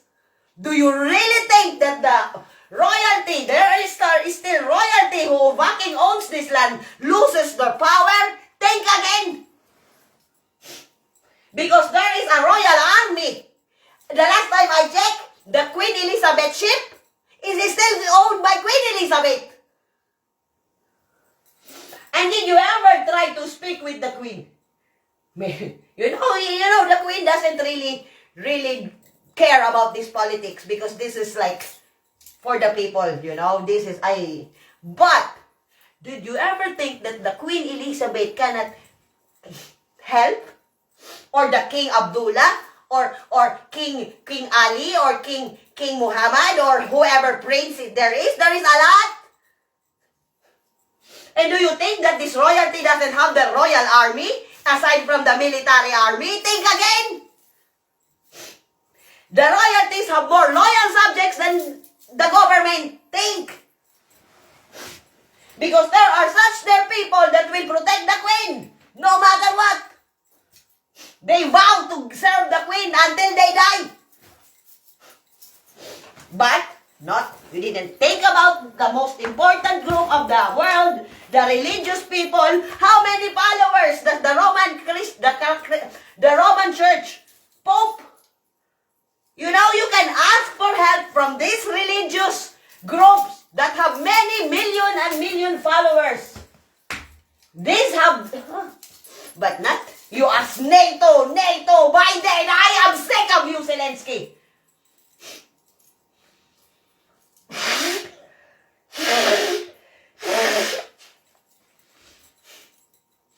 Because, these are just the examples that I laid down to you. How you can save the people. Because, don't think that I did get affected of the Ukrainians, blah, blah, blah, blah, blah. Of course I did, I cried. You think that I didn't have a heart for these people? Think again. Because the solution that I have it came only to me last night and I'm already too late. I could have probably saved some of them. And their houses too, if I would just have said the solution, And the churches, you can go to churches. They don't bomb the holy land. You cannot destroy the church. I don't know. It's forbidden. You cannot bomb the mosque. You cannot bomb the what do you call this? The place where the Pope Francis live. You cannot. That is his story, that is. So, but I didn't think about it.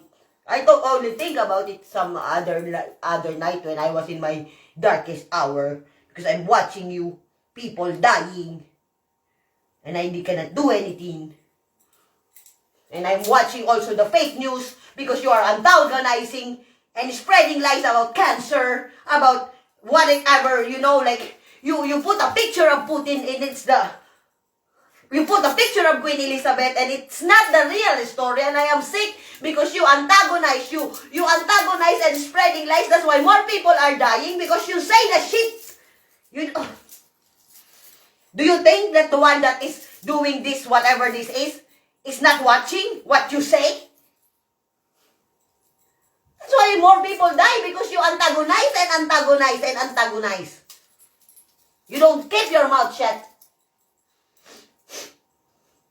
What you say just causes more problems. CNN, these politicians, they couldn't keep their mouth shut. And keep on saying and saying words that will provoke and provoke and provoke and provoke, and then people is going to die because you couldn't shut up. And if I am saying, and if what I am saying is the lie, may the Lord strike me now with a fucking 5,000 bolts of lightning.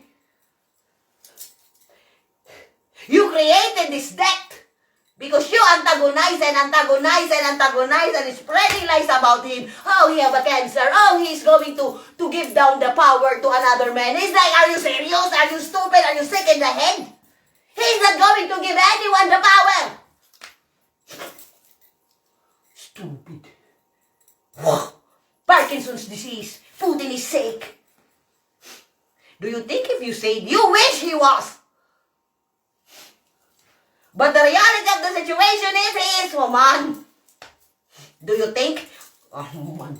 I don't know what brains you have, people, but you have been done and say those were poor choices, poor decisions. You don't know how to analytically think the consequences of your fucking the television things that you speak. You think that he's not watching? Did you see how many fucking monitor he have and he sits on his fucking office? Oh man. I know one thing he hates is when you talk shit about him. That is one thing we have in common. You know, that's why he will shut you up. So, you know, it's like, it is what it is. I know how this man's brain works. I have studied him. Maybe not, you know, I have studied his character, the things he can do, and there is nothing he cannot do. He can save you or kill you. There is it. There is no middle grounds. No. That is the kind of a person he is. Very, very, very strong. You can try to stop him, but did have you stop him? You are failing miserably. He is already winning, and the only time you will win is when you fucking stop him. But for the meantime that you haven't stopped him yet, think again.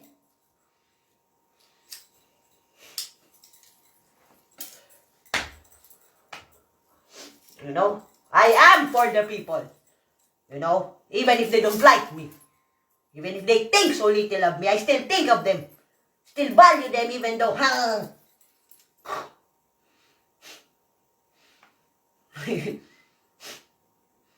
if I belong to someone, they would probably is like, what the fuck, what is happening with you? My family is not with, I am with them. You know, it's not, but my views and opinions are still mine. I can support or you denounce someone that I don't like. It's my decision. Bullshit. You know? It is what it is. I think I already, you know, delivered the message of all messages. Bullshit. And I hope you learn from it. Because I lost my voice again. Thinking of you. Looking at you in the television. Feeling so sorry for you. Crying for you, you know. Ukrainian. I'm talking about you Ukrainian people. Thinking that, you know, you make me cry. You make me angry like this. Not that I am angry with you. I am angry about your situation because I cannot do anything. I even said I come to you. I will go to the Red Cross. I said this to Hollenstein and he laughed. You know that there's already something happening in that country and you want to go there? I said, I want to do something. I want to help. He laughed. What is it that you know? You cannot do anything, Blaze. Regardless of whatever it is your intentions are. That is, you know, that is not, because if that is your destiny, you should have been there by now, but that is not your destiny, Mama Satan. If you want to, I know what is your destiny. You know, it's up to you. You can do whatever you want, Blaze. It's your life.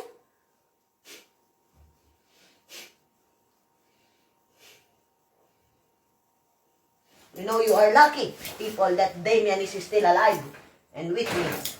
You know, that is the only, you know, that is your one lucky card. My cat is with me. And if you catch my drift, you should have known what I'm trying to say here. Because if not, I will pack up my bags. I will not even pack up anything. I'm going to go somewhere.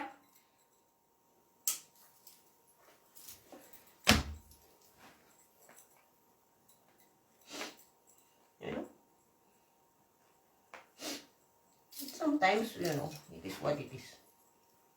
People like you, love you when you say the words that compliments them. But then when you say the reality, it's not a compliment but the truth. You flip it. This is the reality. This is the mirror. Look at the mirror. You know, because, you know, I mean, this is the, you know, when I say the nice thing, the positive things, it is just, it's not going to be like that. That is not what really the world is all about now. It's just, yes, this is what is left. There is still hope if we acknowledge what we have done. You know, if you take accountability of every actions that you ever made, And stop lying to yourself. You know, this is one thing I could say that I am better. Because regardless how my situation have been through, have always been honest about it. Even if it's really hard to swallow. But because that is the true story and my truth. You know, that's the truth and what do you call this? The truth of my life, the truth of the story. Then this is, you know, you might not like my story, but that is the true story I am telling you. You know, I can tell you a lot of great stories. Sure, why not? But of all the great stories that I will say to you, that I will tell you, there is also stories that it's not so pretty, you know. And it's not only me who experienced this. It's all of you, all of us. We've been through this, you know. We've been into situations that we are not so proud. We are embarrassed. We feel so humiliated inside, you know. But, you know, own it. Wash yourself from the blood that you have been. You say, would the body of blood of the Christ will wash away your sins, whatever that means. Because regardless how much dirt you have in your face, I think if you really would like that dirt to be taken off your face, it's just, you know what to do. I don't have to tell you how to clean yourself. I think you already should know it by now. You know, especially you who are congregated with the churches, you know, at least you have a churches you belong, you have a spiritual advisor. That is,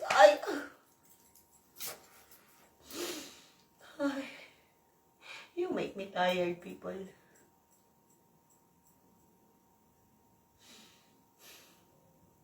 Then you say to me, I am the one who's heartless, heartless, you know.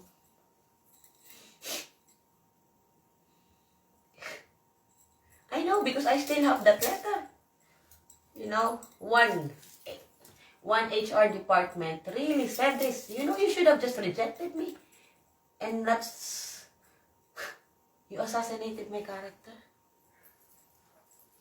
I still have that video too in the Facebook. It was 3 years ago when I sent my CV when I was in the who is this? I was in the RAV. It is where you find jobs here in Switzerland. You know, shout out to my RAV girl. I know her. I just don't remember her name. But you know who you are because you are my second RAV person, because my first RAV was in What Will and then it became In the Will. Andrea Caspari. Shout out Andrea Caspari, namaste girlfriend. You know? You are privileged people. You know? Sometimes I am, you know, you are jealous of me. That I am the one who have nothing in spite of everything I am. You are privileged. You have parents, brother, sister, congregation, churches, even education. You have that. You know, and you are the one who's spreading lies about me, jealous about me. Do you think I have one of that? Even just to have a parent, even one, I would take it. Even one brother, you know, I will take it as long as I have one that I trust. It doesn't even matter if it's blood related, as long as it is the family that I open my eyes, that is imprinted in my head. I will take it. But that is the one thing I never had. Education, home, family, you know.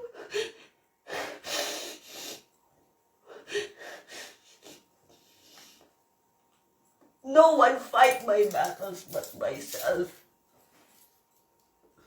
And I never also asked anyone to fight for me. I never did. Even when I was young, I cried on.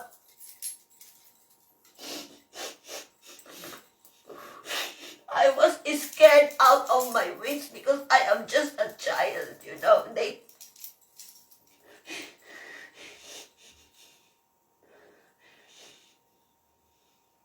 But did it break me? Of course, yes, maybe. I think so. But I have to find my own strength, you know. Even it was, what is she now, a super child, a super woman? Because she managed to move out of her misery in every part of her life. I was already under the ground, you know. It was already up to here, but I still managed to pull myself up. So, I am in the quicksand. Already drowning unto here. And, you know, and it's like literally. But I still managed to hold the grip, and even if it's a sword, the sharpest sword, I will push my, you know, even if it cut me so deep, I will hang on to it. Because even if it is, you know, even if it will cut me so deep, it is my only hope, my last strength to save myself. So even if it cuts the hell out of me, I will never let go. I have heard these people said that is one character of you that is so admirable, Blaze. You have a heart of the lion, whatever that means. And you have the strength of a dragon, whatever that means. And you have a heart of an angel, whatever that means. You know? They said this to me. It's not that I never heard these words before. I just didn't know what it means.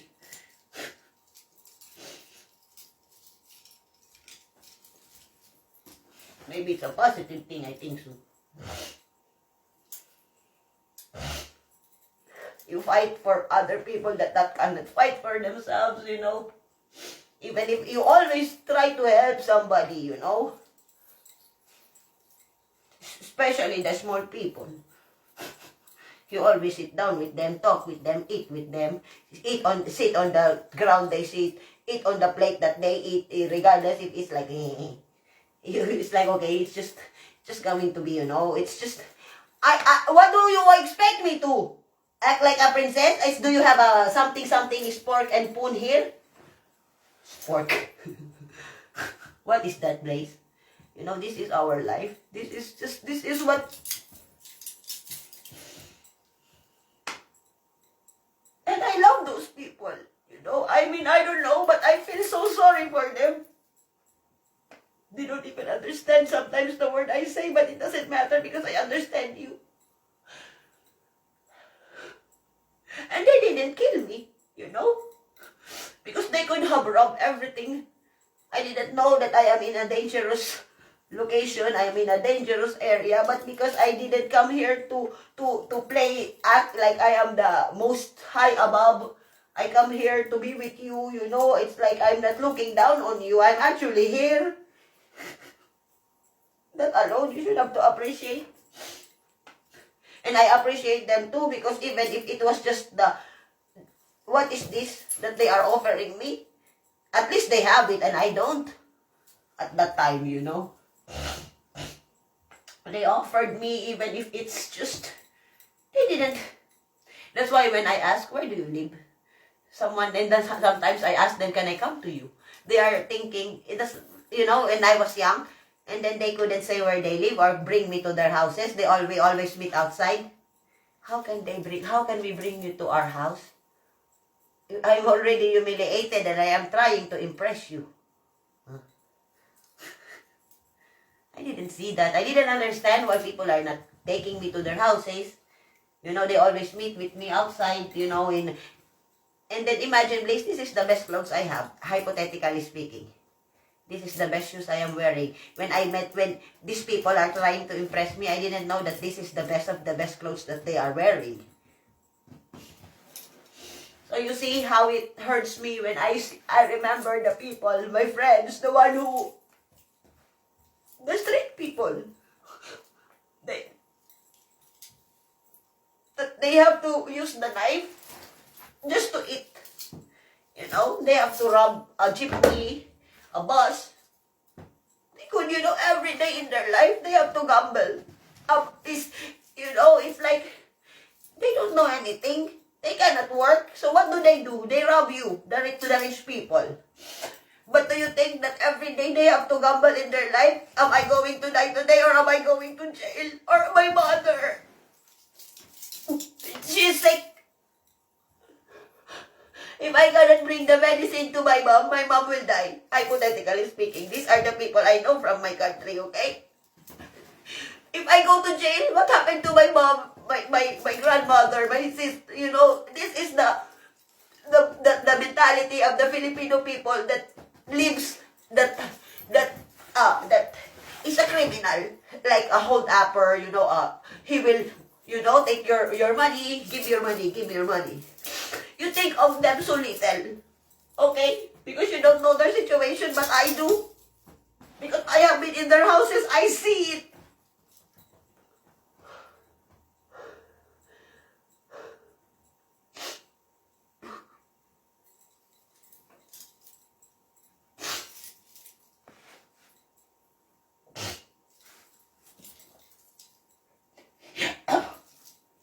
I have talked to the mothers, you know.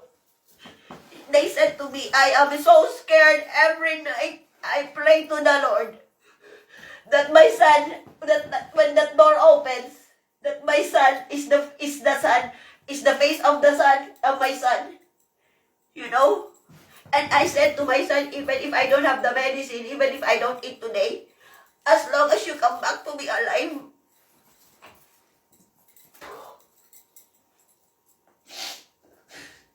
I don't care about that. That is what these people are saying, you know.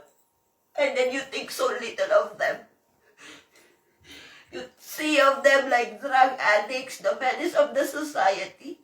When they are only trying to survive, they were not given such hope or help that they have to gamble every day, that is their office. And the office that they work for, that you think so little of their life, they could have been shot or end up in jail every time they go out.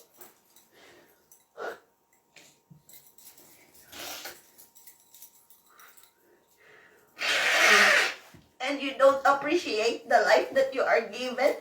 You rich kids,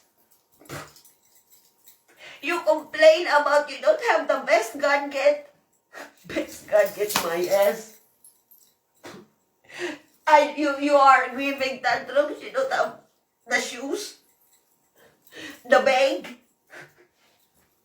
When these brothers, they go out to the door every day, high on drugs, okay? Let's say it, you know, let's talk straight talk people.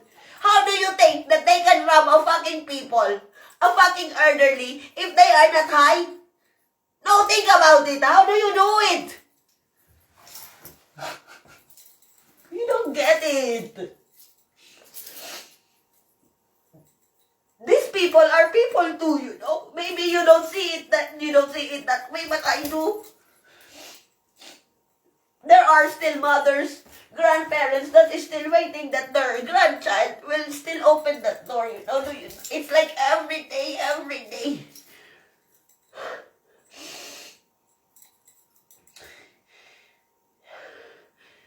And even if they want to change the course of action of their life, how? They have to begin in the... They say, and I talk to them too, you know, these boys, they are not bad looking. They are not bad people. I swear to you, they are not bad. I will give my life for them and I will stand for them.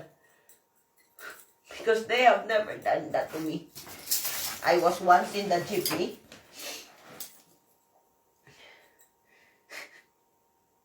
They could also have taken my cell phone. But not. They spare me. They spare my jewelry. I have walked with them. I didn't understand why. Because this is why, Blaze. We couldn't do it to you. How can we do it to you? Because we see you, you know. We smell you. We know what... You never... You know, when you look at us, you don't look at us like we are nothing. You look at us, it's like we feel special when you see us. We feel happy actually to see us. Not like the other people that when they see us, they walk on the other side because The way my clothes is, Blaze. I swear I miss those people. Tatay Boy also.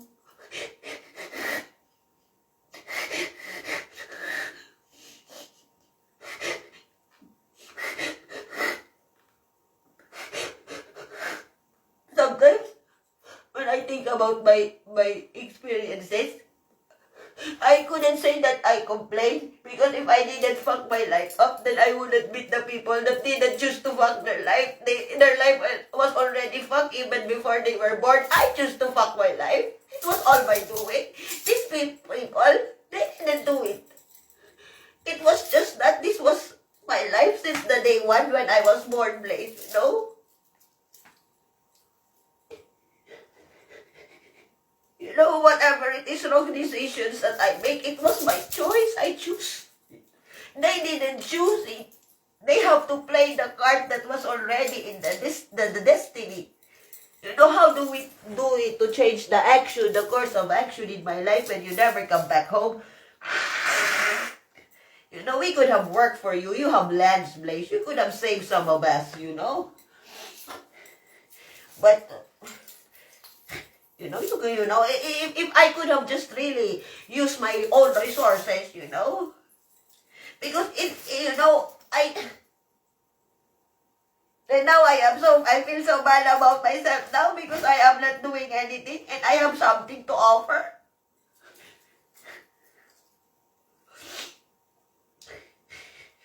You know, they rob me of what I have, but then I can take it back. You know, the people will support me. Because I know that I would be doing it for them. Because I just come back for them, you know. I could just like leave them behind. You know. They cannot eat because of what I have. Because they cannot plant because they don't have a land. You know. Maybe I have to come back just so that they will survive. Because they cannot fish. How can you fish, Blaze? You understand now what is this? Yes. You can help us. Because what you have is worth having, you know, you have it.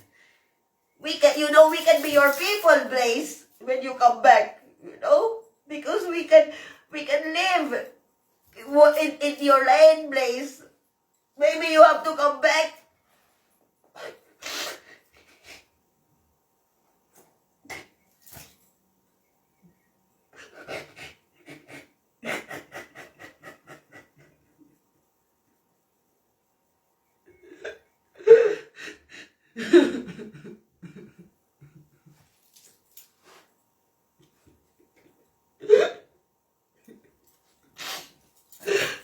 People are always asking me, where are you coming back? And I think I kind of turned my back on them. I think so. Not that I only realize it now that I can help because I have something to offer. They don't have to pay me back. You know, even if you galabad the whole world, Blaze, do it as long as you position someone else here. Because, you know, your lands, people are taking advantage of it. But if you let somebody, you know, it's like, I know what I can do. You know, who actually is allowed and permitted to live off the land. That if you need it in the future, you know, I know this. Because I also know the pros and cons of owning a land. When you let other people stay in the land, when they don't want to go away anymore, then this becomes a problem. Because I literally own the lands. So, yes, I got it. It's so hard. It's so hard. It's so hard. Trying to save myself and trying to save the people that I don't know. Because I have the means. I mean, talk to me. Ask for help. You know how can I put you out in my itinerary? When do I have to? I think about you. That's why I feel about this. I strongly feel something about this issue very, very strongly. Because I can do it. We don't have to rob people, Blaze, or kill someone. Because you are a land owner. You are a landlady. How many fucking lands do you own, Blaze? And we can be your people, Blaze.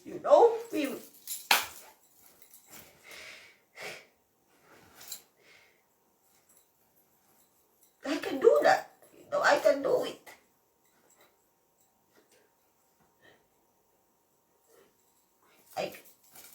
Maybe I was just thinking for myself because I trying also to figure out what is best for me. But then, Blaze, when you think what is not only best for you, but best for the people around you, then it will...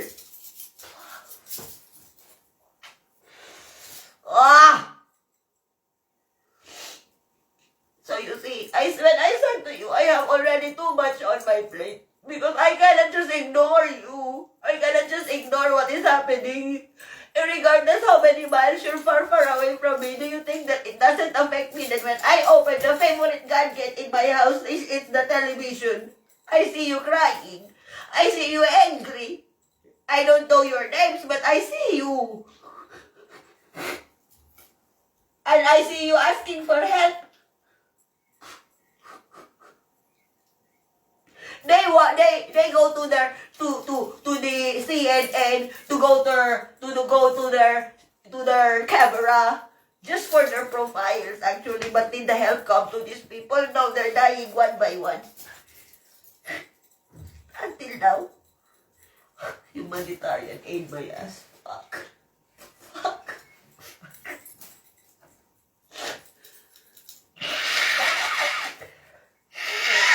Do you know, sometimes I promise, I will not watch the news today. I will not. And then I said, I will not watch the news today. I will not watch the news tomorrow. I will fucking leave it. I will leave it. It's not my problem anymore. But then I cannot stop watching you. Watching what is happening to you.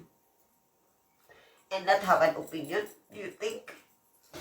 And it's just like you are just my amusement or entertainment because this doesn't concern me because you are too far away from me. Fuck!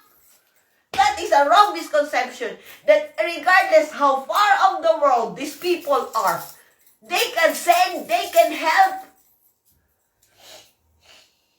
It is just that going to the right people, to the right person.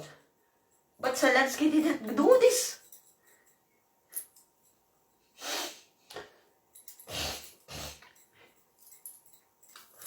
Oh, man.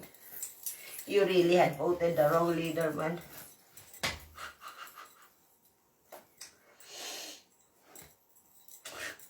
You have to watch what is he doing. He's just, he even have makeup. Fuck.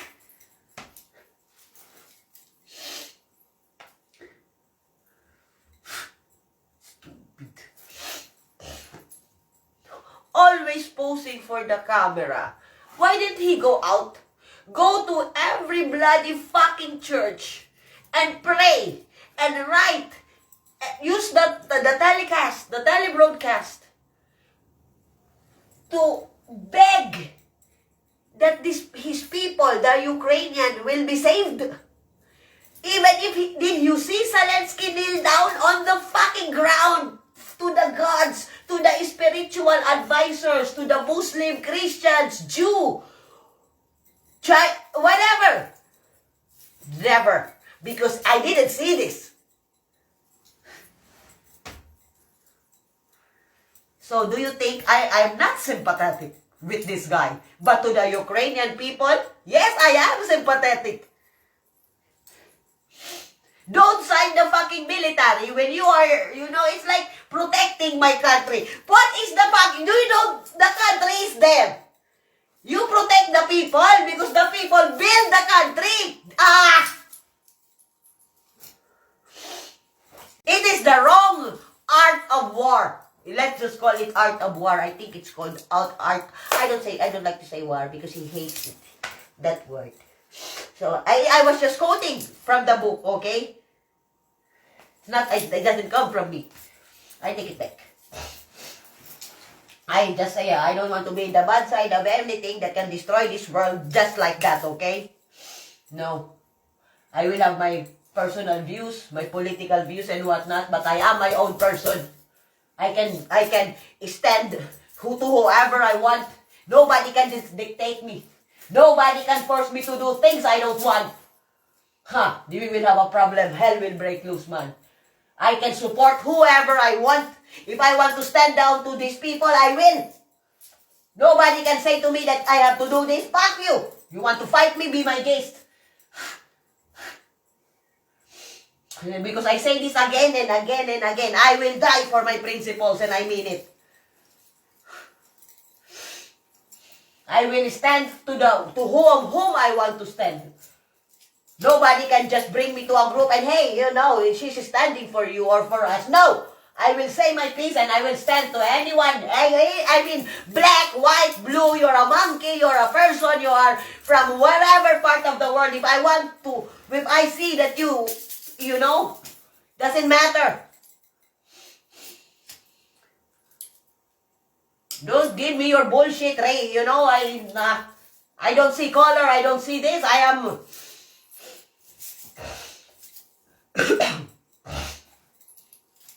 I am literally the neutral person you will ever, because I didn't understand what it means. But, there are situations that I can say I don't have any comment, I don't have any opinion, I will not put my paws into it, I will not make my paws dirty. It's same like the cat.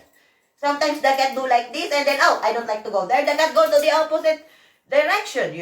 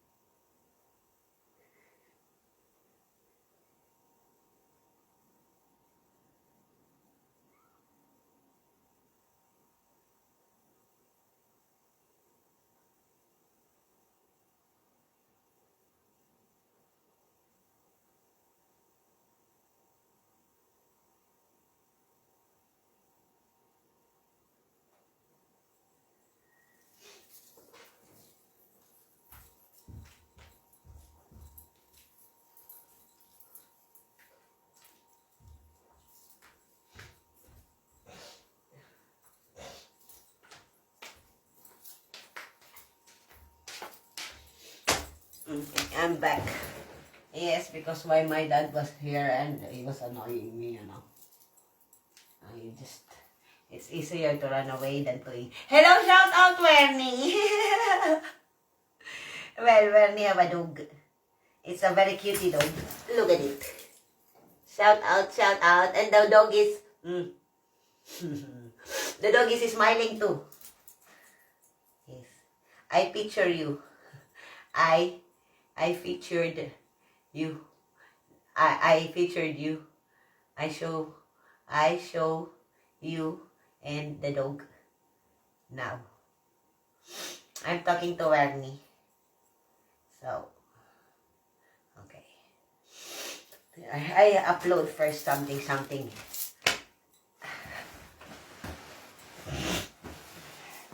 I finish it because I forgot that I was uploading something in the Instagram earlier. So the first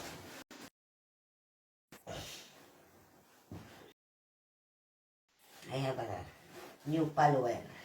I'm angry again. Oh my god. I think I am the original Angry Bird. I saw Angry Bird in Zurich, you know, like, oh! Okay, I'm back. Because I had a poor connection. I don't know what happened. So I have a one follower. New follower. Shout out to my new follower. Who is this guy? The new follower is Denny Rich 80. He started following me, so I will want to check. I think some people, they just created a dummy account, an alternate account, because they want to follow me. I know it. When it seems like nothing is happening and it's just like the Instagram was created today. My gosh, the things that people have to go to, you know, just to follow me. Because if you send me a message and if you are not my follower, I will not reply. Pagop. No, because what's the point of you know, I know it. Because the people who actually follow me and they send me a message, I reply. You know? Why do you even want to talk to me? You know? I already know what you want. Oh, Kennedy Jardine is one of my favorite. I love this girl very, very much. Very, very much. I think she is super badass. She does everything. She's a model, a drummer, a basketball player. She's a little bit tomboyish, but she's pretty much of a girl. I am in my Instagram account. This is her. I know maybe you like to follow her too. You will love her. Hello, Pops and Grade. Hello, brother. So this is her. Maybe you want to follow her as well. Wait a minute. She is a model. It's all fit. She's a model. A drummer. Wait. Because I am against the light. That is her. That is her. That is her. She plays bass. That is her. You know, maybe you like this is her. That is her water bottle. That is her. I don't know who he is. You know, because I followed many interesting people. This is for the young generation. She's really, really interesting. I love her. So I just like a lot of her contents. Police plug happened in the airport. What is happening in the airport? Bundis, they are looking for a police career. So shout out Pops and Grade. Hello, my brother from the other family.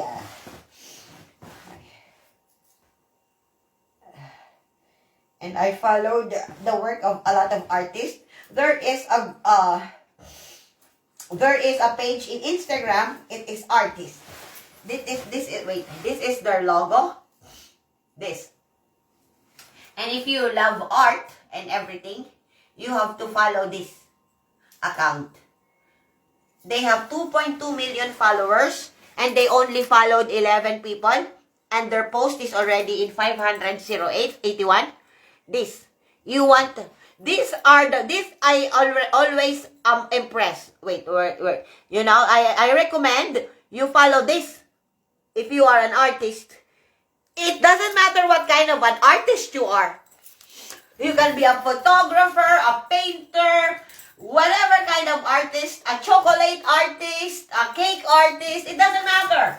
As long as you create something amazing. You know, you see? And this is one of the pages I love. It's like arts and culture, you know? This is really highly recommended, this profile. Artist. You know, I already showed it to you. I would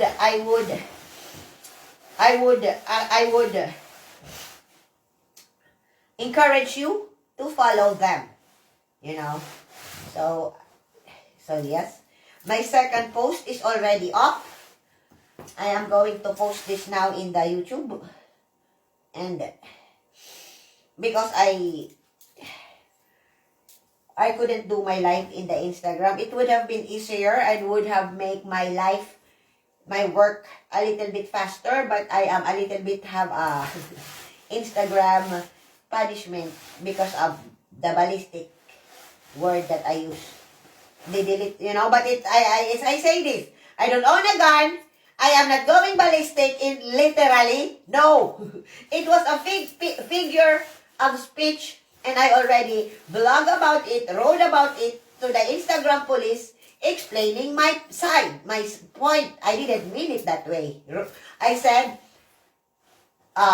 poor choice of words. But I think I put joke, JK, but I think that I know what I did, and I already apologized to the Instagram police that I will try to choose my words, properly. That because I know I am an influencer, and if the people that are planning to do the bad things, you know, I know what I did. You know, I always have to set a good example, you know. You know, regardless how many coarse word I say, regardless I am unfiltered, in the reality of the situation, Blaze, you also have to set an example. You know, okay, given you are unfiltered, you said freedom of speech, but your speech also have to be in this category that it will not cause chaos. If you choose the poor, if you decide to use a poor choice of words, maybe other people, because if you said that the Instagram police didn't comprehend what you were trying to say, and she is already an IT police of Instagram, she didn't comprehend, she didn't get it. How much other people, they will probably misunderstand you, and you were, oh, I didn't mean it that way. So if this Instagram police didn't understand what you meant, how much more other people? You know, these people, they are here, they are there to at least minimize the effect and the impact of whatever it is. Because you said yourself, you're an influencer, you have the voice. You know, people listen to you, Blaze. You see, you know, your post, even how much many people you reach. But one of these people you reach is already exploding. It's like, Blaze, I off on my last straw. Okay, how much people viewed my video? Let's say 100. I always put my example into 100. One of these 100 people is already fed up with life, Blaze. And then, he read out of the blue. You know, you have many hashtags. Because I see these people too when I see the hashtag and then I like. That is one thing that I have a lot of people that I follow because I think they are interesting. You know, they don't have to follow me, I say this. As long as I like you and I like your content, I will be there. You don't have to follow me back. You know, I said to you, the only reason that you will follow me back is when you like me. You understand my representation of the world, you know? Because I am a very positive person. Anything that I said, it comes from a good place, you know? So, and then I understand, I don't take offense very easy. It might be annoying in my part that I got reprimanded, but Blaze, how long have you been doing this social media thing that you're doing? 3 years? Yes? How long have you been an influencer? 3 years? Oh, yes. Yeah, 3 years. 3 years. You know, from 100 followers less to 500 followers. It's not bad, right? How many followers do I have? Wait a minute.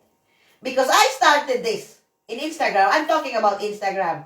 I have 500 plus followers. 3 years ago, I only have not much. 100. Ah. But in these 100 followers of yours, let's say, one of this is on the edge of their limit. Or not even a follower of yours. It's just someone who bumped into your content and you were angry.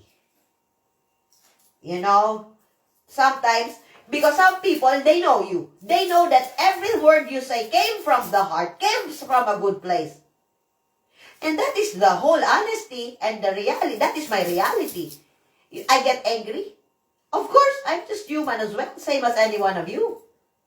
But in everything I do in my life, it comes from a very positive place. Meaning, I am not being hateful for no reason because I don't hate.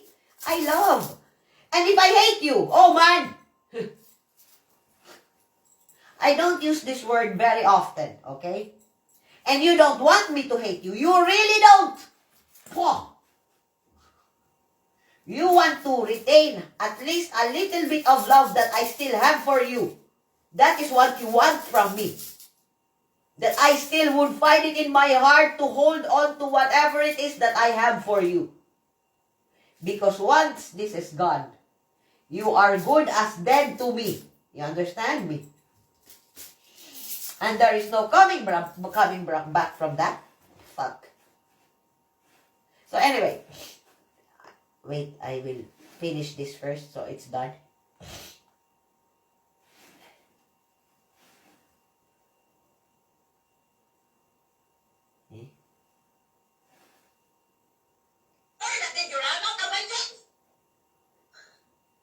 No!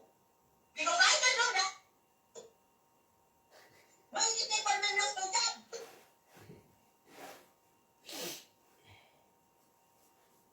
What the fuck? Where is it? Okay. So the first one now. And then I'm done with this. And then I'm done. It will be another head! Okay. This one.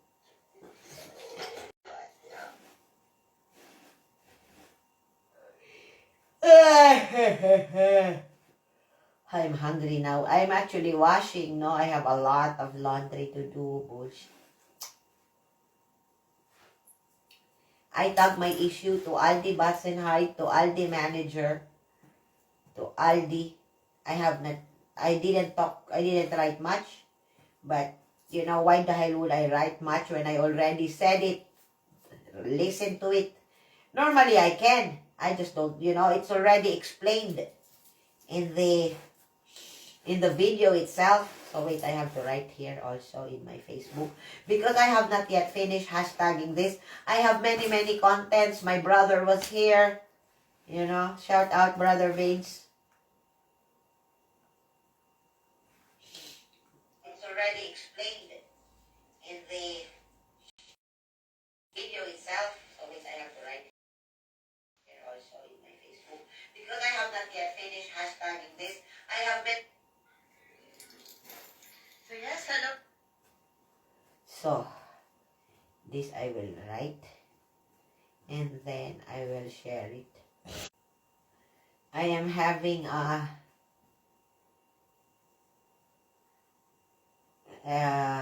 something with my internet connection. Wait a minute, because I like to finish this, then I'm done. Because I also have to finish what I am doing inside the house. You know, shout out Phil Hardin. I just saw that he commented in my comment, and then he said he loved me. I said I love him back. I commented I love him more. Yeah, that is my best friend from Delaware. Hello, Delaware people from the America. The United States of the America. Delaware. That is a good state, I think. So, is it this? So yes, this is a valid concern from your avid consumer, me, and well, the rest of the people who patronize and buy at Aldi, because this may look like a small issue to some bird brains, but this is not. Period, period, period. And then I explained in my first video, this is my second one, is still explaining why I was upset and this shouldn't happen. This issue could be avoided if the person did her or his job correct, then call the distributor, blah, blah, blah, blah, blah, blah, blah, blah, blah. Okay, save. So. Hello again, guys. Good morning, Vietnam. Hooray! So yes, this is Ms. Blaze's Tuner, 777 people now. So yes, I am lazy, I am tired.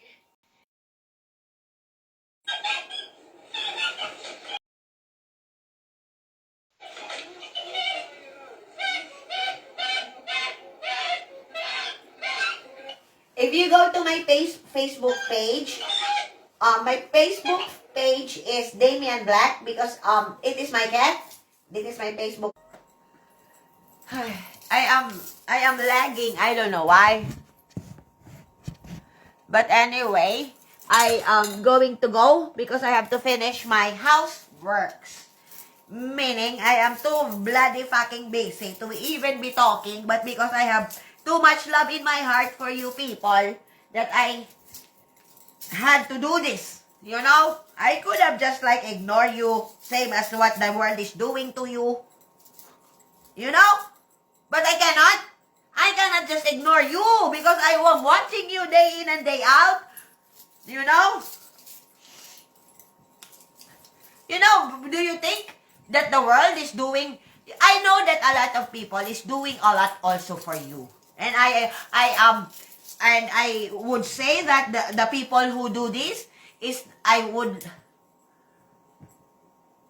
hope and pray that my great Lord will bless you, you know, because because there are a lot of people in this world, okay? But only 20% really is really doing something for you. Not all. And that is sad. That is the sad reality of the situation in this world. That amongst all of us, we are family, you know, but nobody really, they know that what is happening to you, okay? They are not blind. They are not stupid. And even the people that are in the camera, talking, think, doing the call, they are just doing the calls. Man. But what, do you know, after they are not already in the camera, what are they actually doing? Nothing. They are just really, it's like people who do things for you is the one who put their lives in the line for you. The one who is actually awake, thinking, doing about, it's... you will probably think you will probably don't like me or think that I am sympathetic about your situation, but think again. When I cannot sleep in my bed, which I have, thinking about you, what can I do? What should have been the best solution? It's not that...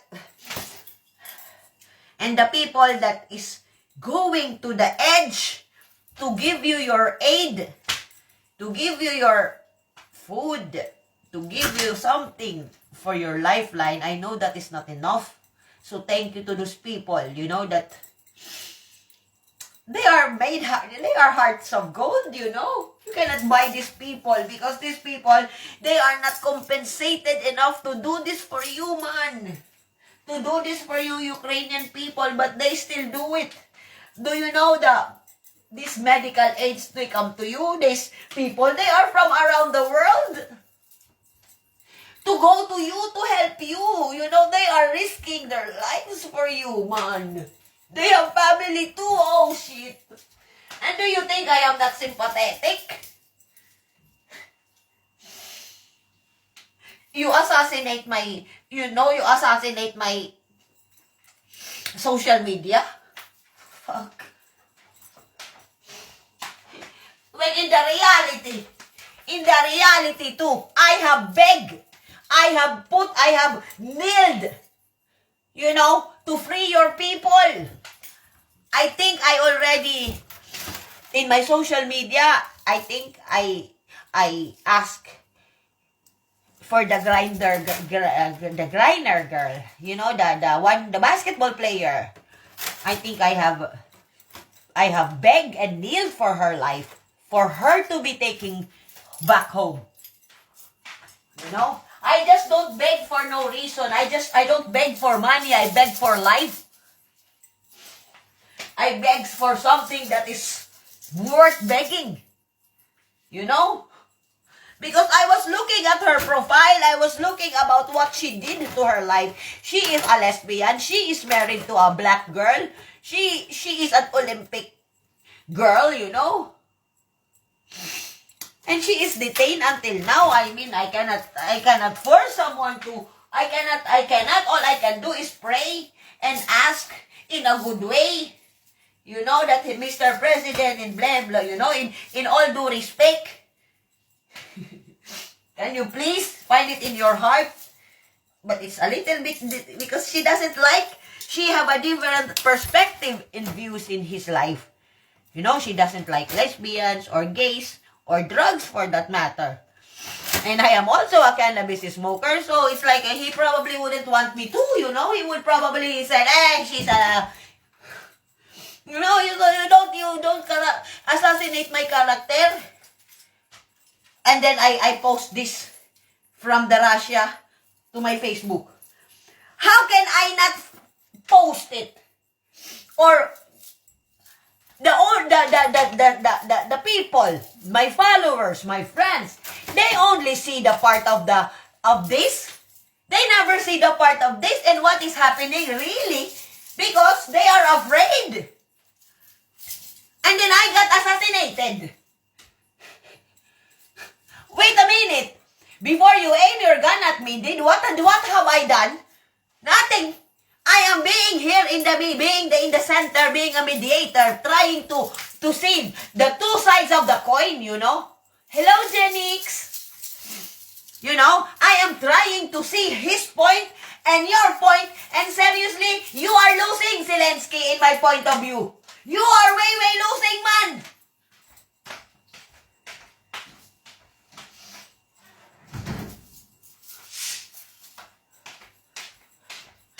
Because if I was Zelensky, I will go to the edge of hell, to the edge of the oblivion, to save whatever it is that is left.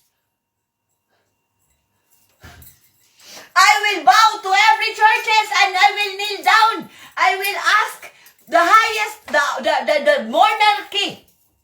He never do this. I will go to the Muslim church, Roman Catholic church, the church of the Jew, every churches in the world.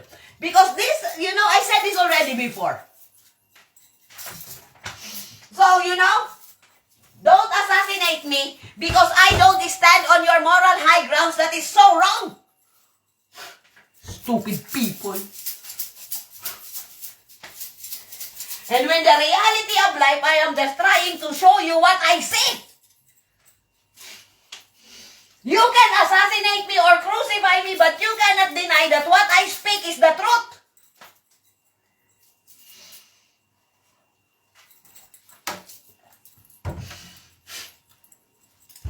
And I am not the sympathetic what?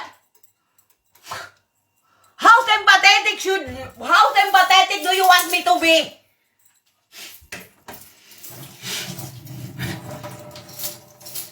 I cannot sleep thinking about your situation. It's not that sympathetic enough for you?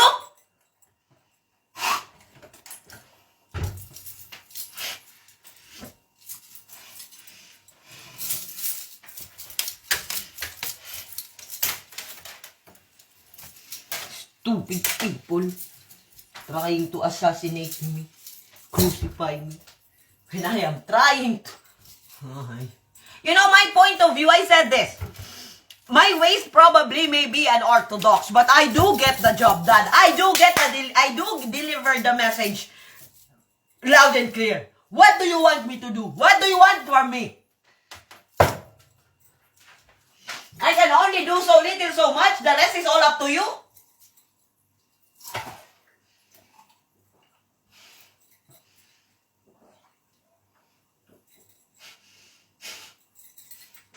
Stupid.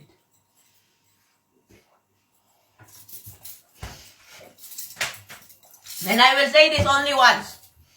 I will never, ever stand against.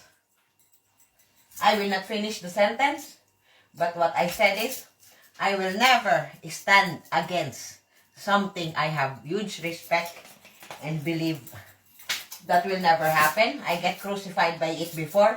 I stand my grounds, you know. 12 years ago, it did happen to me. I never bow down. I never betrayed. You know, even if I become so infamous, I carry myself, you know, still. And if you are asking me to betray my loyalty or my respect, or that will never going to happen. Don't expect that. That's never going to happen. Not me. You know? Okay, I'll give you another example. Don't ever ask me to betray a family because I will never do that. I will die for that man. You can never. That is one thing I will never do. Betray my own people or my family. Period. You know, if you understand, just catch my drift. Because that is a huge statement that I already said. You know, that is a statement. I will never, ever betray my family. And if you catch my drift, then you see my point. Never. It will never happen. You know, I will stand to what I believe is right, irregardless of something, you know. But to go against them, that is never going to happen, you know. I will never go against any one of my family. The family that I respect, the family that I honor, my honorary family or what. And you know, just catch my drift. I will never, ever stand against my own people, my family, the people that I will always, that is never, I will never stand against them. That is what I'm trying to do. Never. Don't expect that from me because that will never happen. I would rather die than stand against them. I cannot do that. But I will do my part. It is what it is. Blah, blah, blah, blah, blah. But if you're asking that I would betray or stand against my people, no. Sorry.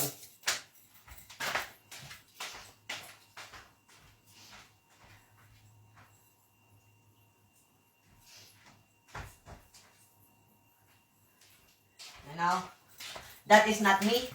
I will never, that's why when I fight with my dad about something, because he said all people can be bought, and I said don't do this.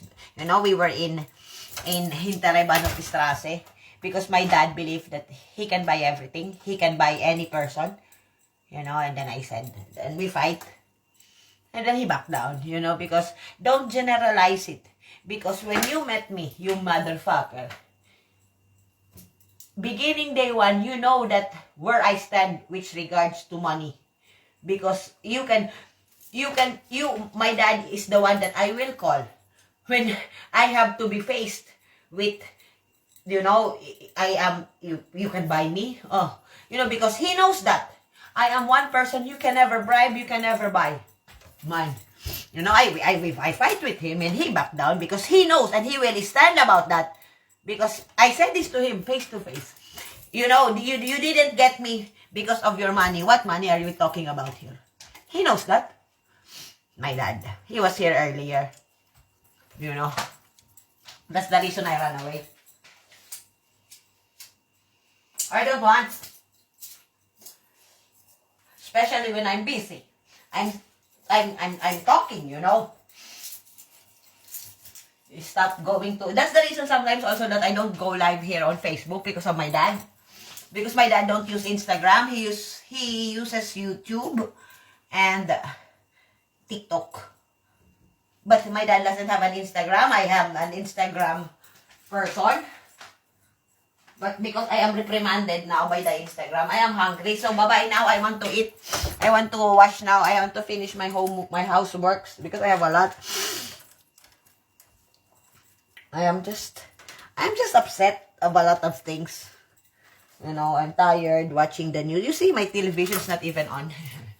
But I will go watch television now. So bye-bye. This is Miss Blaze Stoner, people. Now, must it. Bye-bye, bye-bye, bye-bye.